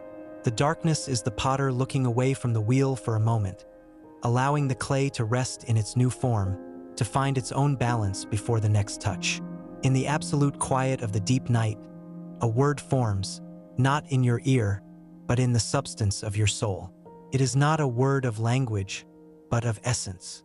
It is the word that was spoken at the first centering of chaos. It is the word that is whispered into the hollow of every vessel. It is the word that fires the kiln and blesses the finished piece. It is your name, spoken as only the potter can speak it, not as a label, but as a calling forth of your truest, most centered self. You do not hear it, but you are known by it. And in that knowing, in the core of your resting form, a final, invisible seam is sealed. The lesson of the potter's house is complete. It has moved from story to experience to identity. You are clay. You are vessel. You are loved. You are his. The wheel turns on, and you, even in sleep, are spinning with it, perfectly centered, forever held. Dawn breaks again, a silent, silver bell ringing across the sky. You awaken not to an alarm, but to a sense of completion that is also a beginning. The bowl of water by your bedside has stilled overnight, its surface a perfect, dark mirror. In its depths, you see the reflected gray light of the new day, a captured piece of the sky. For a moment, you are both the vessel holding the reflection and the being looking into it. The duality has dissolved. You rise, and your movements are fluid, unhurried, as if your very bones have absorbed the rhythm of the potter's wheel. There is no separation now between the sacred lesson and the secular day. The studio is not a place you visited. It is the lens through which you see, the rhythm by which you move, the truth by which you breathe. You go about your morning, but each task is imbued with a silent, joyful intentionality. Drawing water from the well, you feel the cool weight of it as the potter feels the weight of a new lump of clay. A good substance, ready for use. Breaking fast, you taste not just food, but the goodness of provision, the simple artistry of seed and soil and sun that the potter set in motion. You are living inside the parable, and the parable has become your life. The anxiety that once buzzed around the edges of your consciousness, questioning your worth, your purpose, your security, has been quieted. It has been centered, spun off, and discarded like a bit of grit from the wedging table. What remains is a clean, focused core. You are here to be a vessel of love, in this place on this day. You step outside. The world is fresh-washed and glittering with dew. A spider has spun a web between the gatepost and a lilac bush, and the dew has transformed it into a necklace of diamonds, each drop holding a miniature, upside-down world. You stop and marvel. This too is a potter's work. The spider is a potter of silk, shaping a vessel to catch sustenance. The dew is a gift from the heavens, filling the fragile form with reflected glory. The whole fragile, beautiful, temporary structure speaks of a creativity that is playful, generous, and endlessly varied. You are part of this same creative exuberance. Your life, your relationships, your work, they are your web, your vessel, and the potter is both the spider and the source of the dew. Your job is to spin and hold with integrity, and to reflect the light that is given to you. Today's work is different. It is not the hard, linear labor of the field, but the careful, detailed work of repair. A section of fence has weathered and weakened. You gather your tools, hammer, nails, a fresh plank of wood. As you work, you are not just fixing a fence. You are the potter applying the golden lacquer of kintsugi to a broken jar. You are making something whole again, not by hiding the break, but by addressing it with strength and new material. The clack, clack, clack of the hammer is a percussive beat in the morning quiet, a sound of restoration. With each strike, you think not of the force, but of the joining. The nail is the intention that binds the broken pieces, allowing them to function as one again, stronger at the seam. Your own broken places, healed by forgiveness, sealed by grace, feel present in this work, not as wounds, but as testaments to the nails of divine love that have held you together. By midday, the repair is complete. The fence stands straight and strong. The new would pale against the old, a visible history of care. You step back and look at your hands. They are smudged with dirt and a little sore. They are the hands of a laborer, yes, but they are also the hands that were guided on the wheel. They are the hands that held the mended tool, that offered the cup of water, that drew the spiral of peace. They are apprentices' hands, becoming more like the master's through use. You wash them in a basin, watching the clear water turn cloudy, then clear again as the dirt is washed away. It is a daily baptism, a reminder that you are both the worker and the work, and that both are cleansed, renewed, and made ready for what comes next. The sun is high, the wheel of the day is spinning at its peak, and you are centered in it, a vessel at work in the world, a living prayer from the potter's quiet house.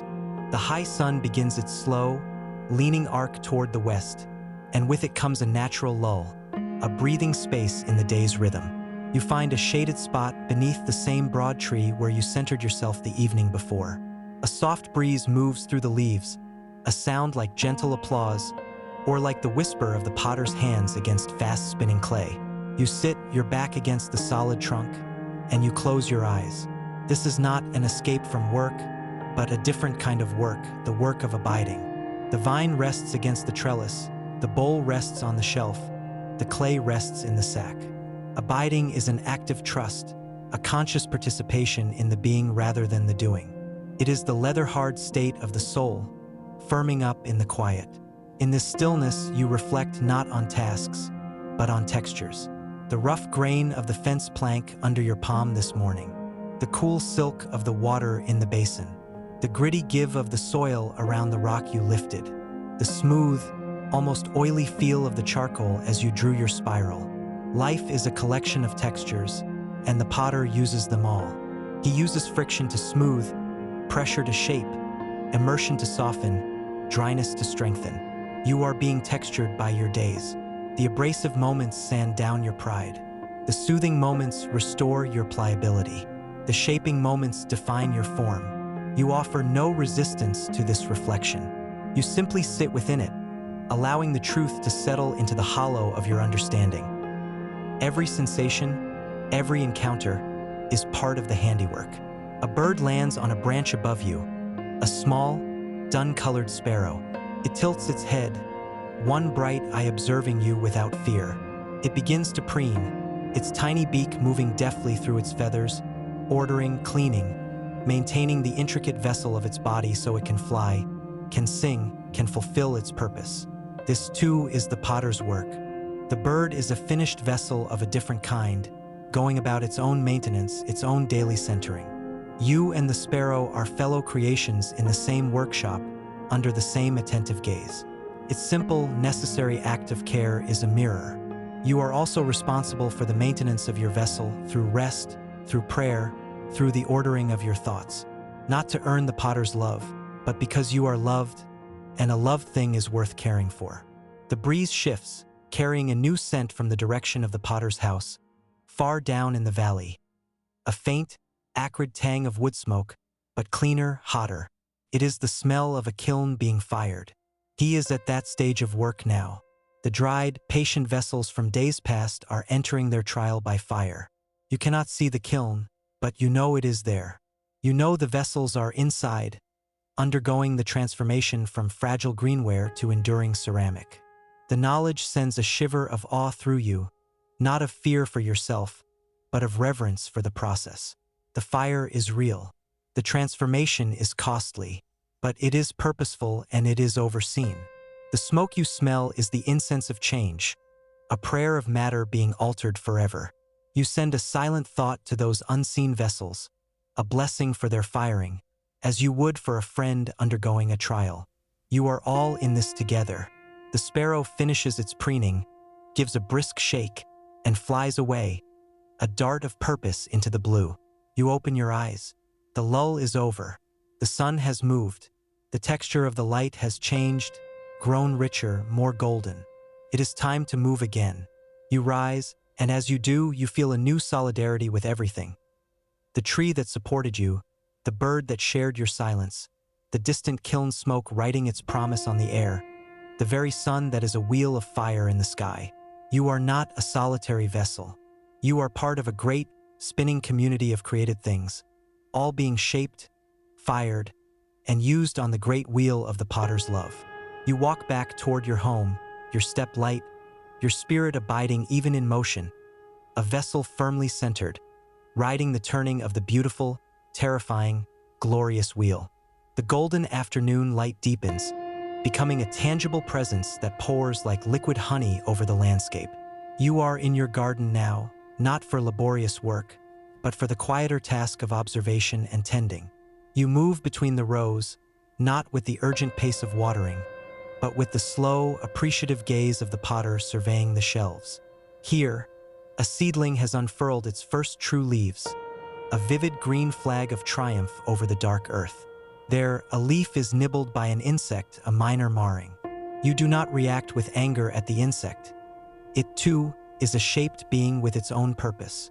Instead, you note the damage, trusting the plant's resilience, much as the potter noted the flaw in the clay and worked with it, not in panic, but in creative response. Your role is not to control every outcome, but to tend with love and trust the larger process of growth, which includes both unfurling and nibbling. You come to a plant that is struggling, its stem thin, its leaves pale. It is not thriving.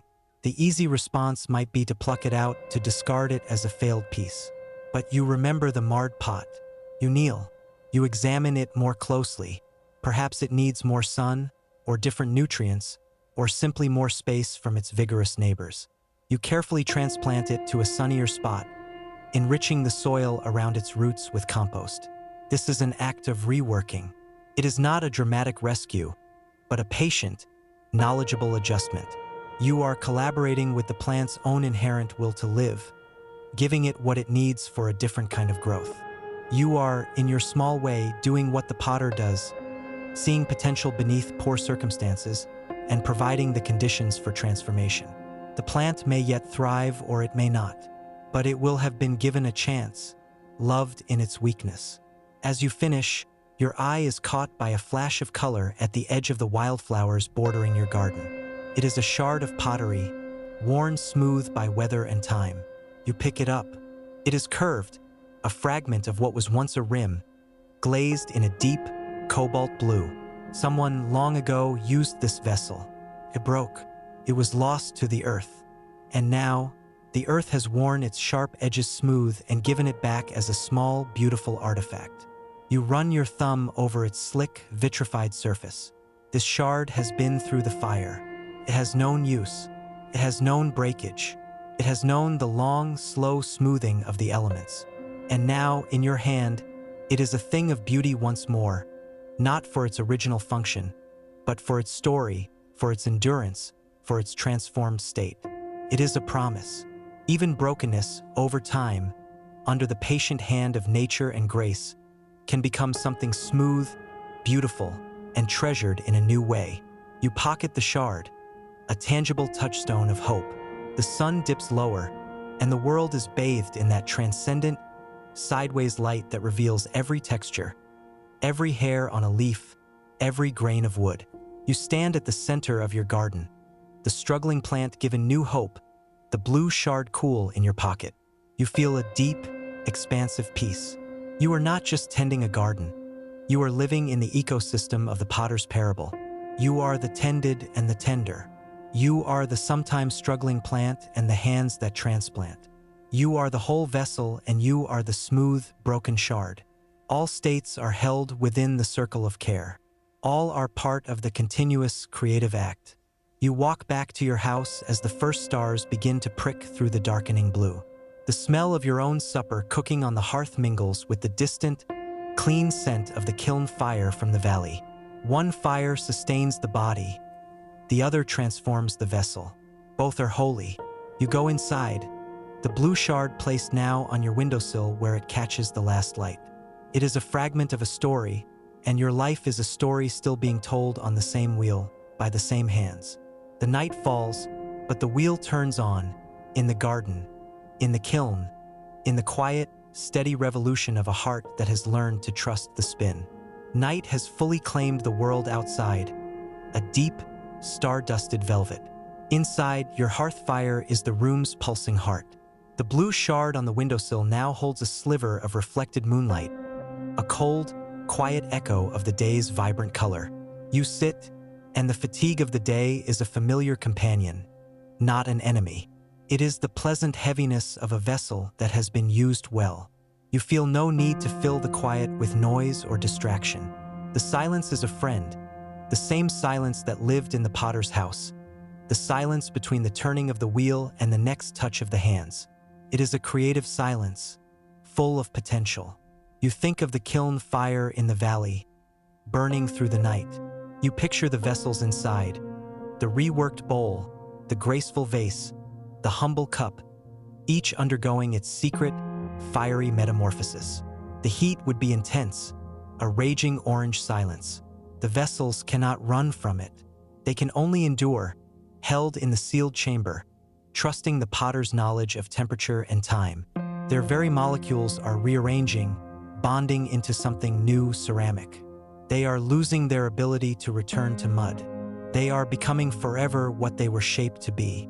Your own trials, past and future, take on a new meaning in this light. They are not random punishments, but necessary firings.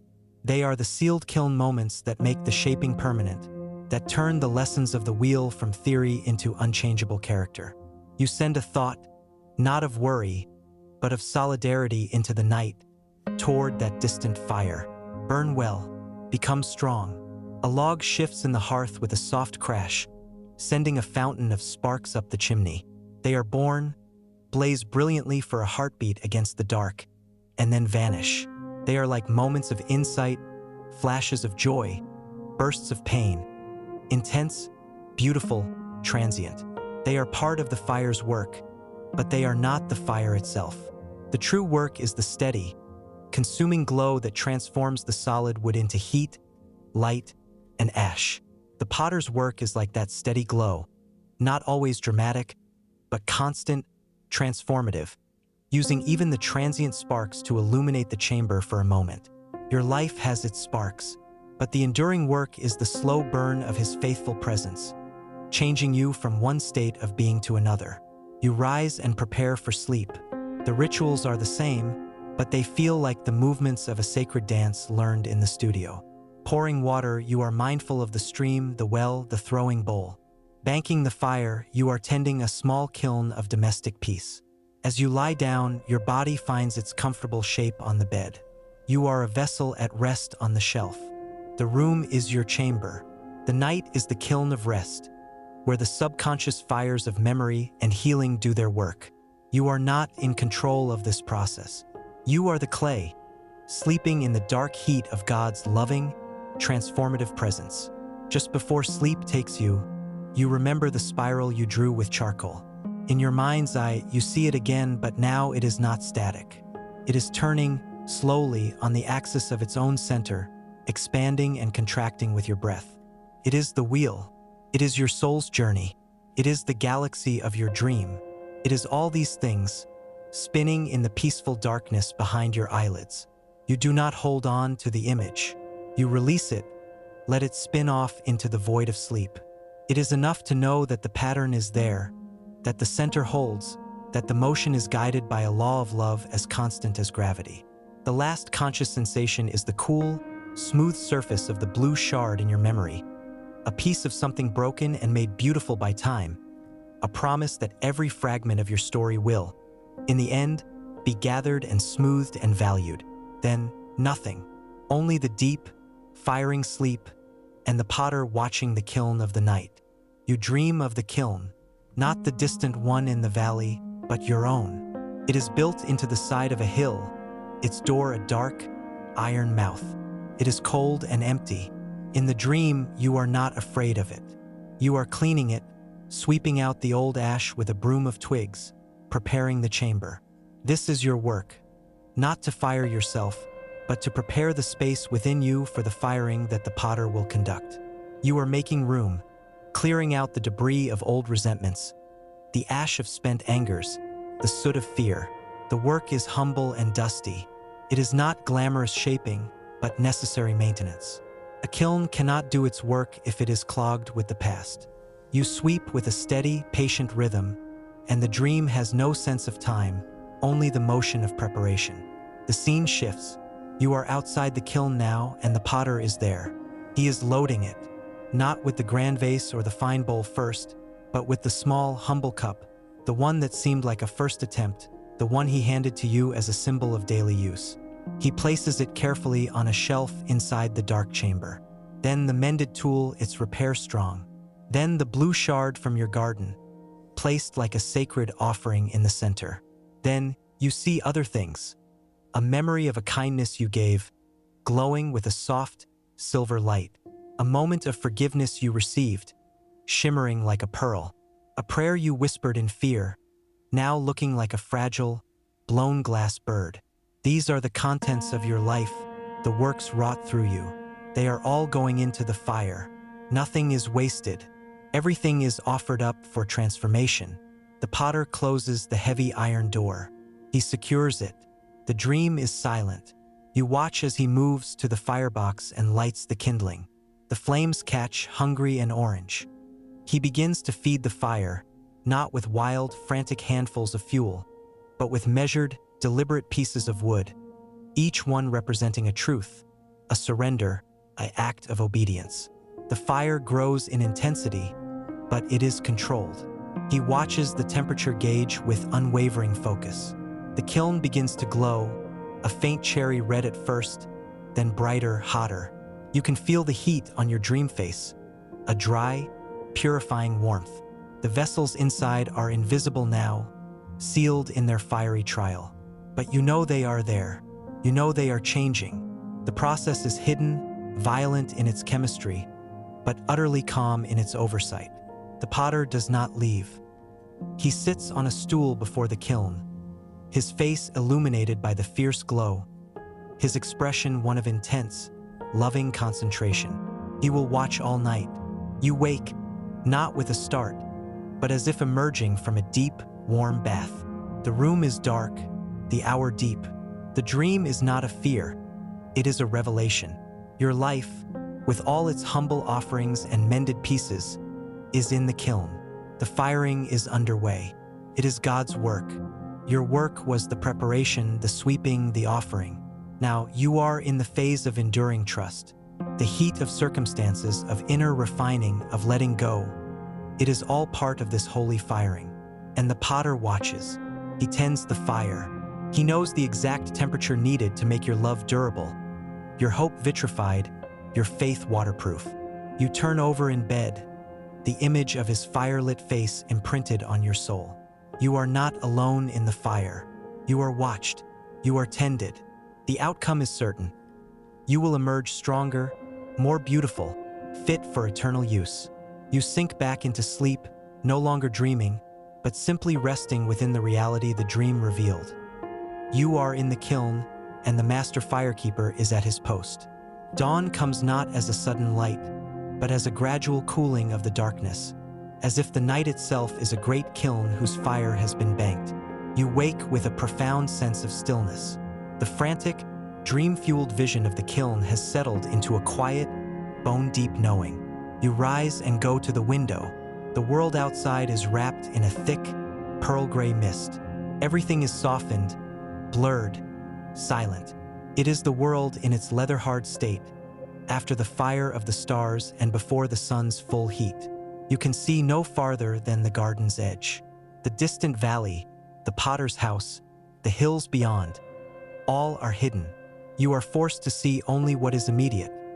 The wet grass, the fence you repaired, the vague shapes of sleeping trees. This mist is a veil of mercy, focusing your attention on the here and the now, on the simple, tangible reality of your life as it is in this moment post-dream, pre-day. You dress and step outside. The air is cool and damp, tasting of fog and rich earth. Sounds are muffled. Your own footsteps on the path are soft swishes in the wet grass. It is a world of waiting. The mist is not a prison. It is a womb. Things are incubating. Seeds in the ground, ideas in the mind, transformations in the kiln. All proceed unseen in this generous, gray quiet. You walk to your garden. The plants are beaded with moisture, each droplet a perfect, trembling lens.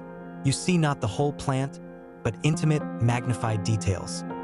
The hairs on a stem, the vein on a leaf, a tiny aphid like a green jewel.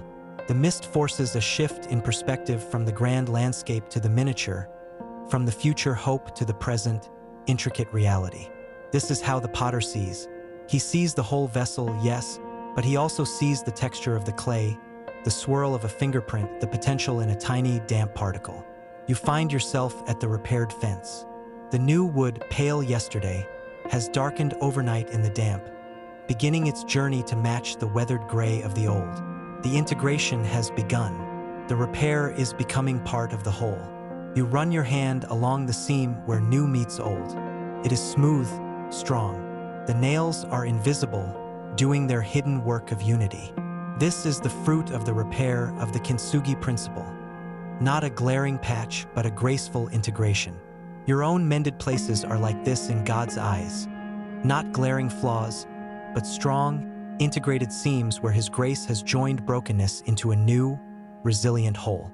The mist seems to honor this truth, softening all edges, making the world one seamless, gray tapestry of becoming. A breath of wind moves through, a silent sigh. The mist stirs, thins for a moment. Far, far below, you catch a glimpse. A single vertical thread of smoke rising from the hidden valley, straight and gray into the paling sky. The kiln fire has been banked, but the vessel inside is still hot, still cooling in its new, permanent state. The firing is over. The slow, critical cooling has begun. To open the kiln too soon would cause thermal shock and cracks. It must cool at the proper rate in the sealed darkness. The sight of that smoke is a profound comfort. The trial has a cycle. It has an end. And after the fire comes a protected, essential time of settling into the new identity. You are, perhaps, in the cooling phase of a past firing, or being prepared for a future one. The mist closes in again, hiding the smoke, but the knowledge remains. The process is perfect. The timing is exact. You turn back to the house, your clothes damp with mist, your spirit quiet. The world is still soft and silent. You have no need for grand visions or dramatic lessons today. The mist is lesson enough. It teaches presence, patience, attention to the small, damp, immediate details of life, and trust in the unseen processes happening in the valleys beyond your sight. You go inside to build your own morning fire, to begin your own day's gentle shaping, knowing you are held in a larger, loving process as sure and as careful as the cooling of a newly fired pot. The wheel turns slowly today, wrapped in a merciful fog, and you are at peace within its gentle, hidden spin. The mist burns away under the persistent gaze of the sun, retreating in tattered gray veils to reveal a world washed clean and glittering. The day emerges, crisp and detailed, every blade of grass individually bejeweled. The distant thread of kiln smoke has vanished. The firing is complete, the cooling underway in the sealed, secret chamber. Your own morning tasks feel similarly clear and focused. There is a simplicity to the work, a sense of attending to what is directly before you without the burden of distant, foggy anxieties. You are living in the after of the dream kiln, in the quiet confidence that the major transformation is in the hands of the expert, and your job is the daily maintenance of the vessel. Today's work is preservation. The harvest from a small, early crop is in a basket of fragile, leafy greens and some tender, pale roots. They will not keep as they are. They must be transformed to last. You spend the morning in the quiet rhythm of the kitchen, washing, chopping, packing greens into jars with brine for fermenting, slicing roots for drying on racks in the sun. It is alchemy of a domestic sort, using the elements of salt, sun, and time to change perishable bounty into lasting sustenance. As you work, you think of the kiln, the fire transformed clay to ceramic. Your smaller, gentler transformations are echoes of that great change, taking the raw, vulnerable produce of life and, through faithful processes, making it durable, able to nourish future days. Your kindnesses, your learned lessons, your moments of patience. These are the preserved fruits of your spirit, made through the salt of trial, the sun of grace, and the patient time of abiding. In the afternoon, you take the dried herbs from last season, brittle and fragrant, and crush them between your palms over a bowl, releasing their captured summer scent. You are creating a blend for tea, for seasoning, for a healing poultice. This too is the potter's work. He takes the experiences of one season, the growth, the flowering, and allows them to be dried, sometimes even crushed, to release their essence for the healing and flavoring of seasons to come. The painful memory, when surrendered, becomes a compassion that seasons your speech. The joy, when remembered, becomes a tea that comforts your spirit. Nothing is wasted. Everything in time is ground into usefulness. You step outside to check the drying roots. The sun is warm on your face. A butterfly, its wings the color of a faded kiln glaze, celadone green and copper, flutters erratically before landing on a post. It is a creature that has been through its own kiln, the dark, sealed chamber of the chrysalis, a total dissolution and reformation. It emerged not as a better caterpillar, but as a different creature entirely, designed for a new kind of life, for flight, for beauty, for pollination. It rests, wings opening and closing slowly, as if breathing in the sun. You and the butterfly are fellows in transformation. The fires you undergo are not meant to make you a better version of your old self, but are meant to catalyze a metamorphosis into a new nature, one more aligned with the eternal, one capable of bearing the weight of glory. The butterfly does not mourn the loss of its crawling life. It revels in the air. So too, the potter's fires aim to make you at home in a different realm. As the afternoon wanes, you gather your preserved goods, storing the jars on a cool, dark shelf. They are your own small shelf of greenware, in a way things processed, transformed, and now resting, waiting for the day of need. You look at the rows of jars, the bundles of herbs, the racks of drying roots. It is an inventory of grace, a tangible record of provision and process. You feel a deep satisfaction, not of pride, but of participation. You have collaborated with the sun and the salt, with time and tradition, just as you collaborate with the potter on the wheel of your character. You are both the garden and the gardener, the clay and the potter's apprentice, the harvest and the preserver. The boundaries are blissfully blurred. You are a living part of a single, beautiful, ongoing act of creation that spans from the spinning galaxy to the sealed jar of pickled beets.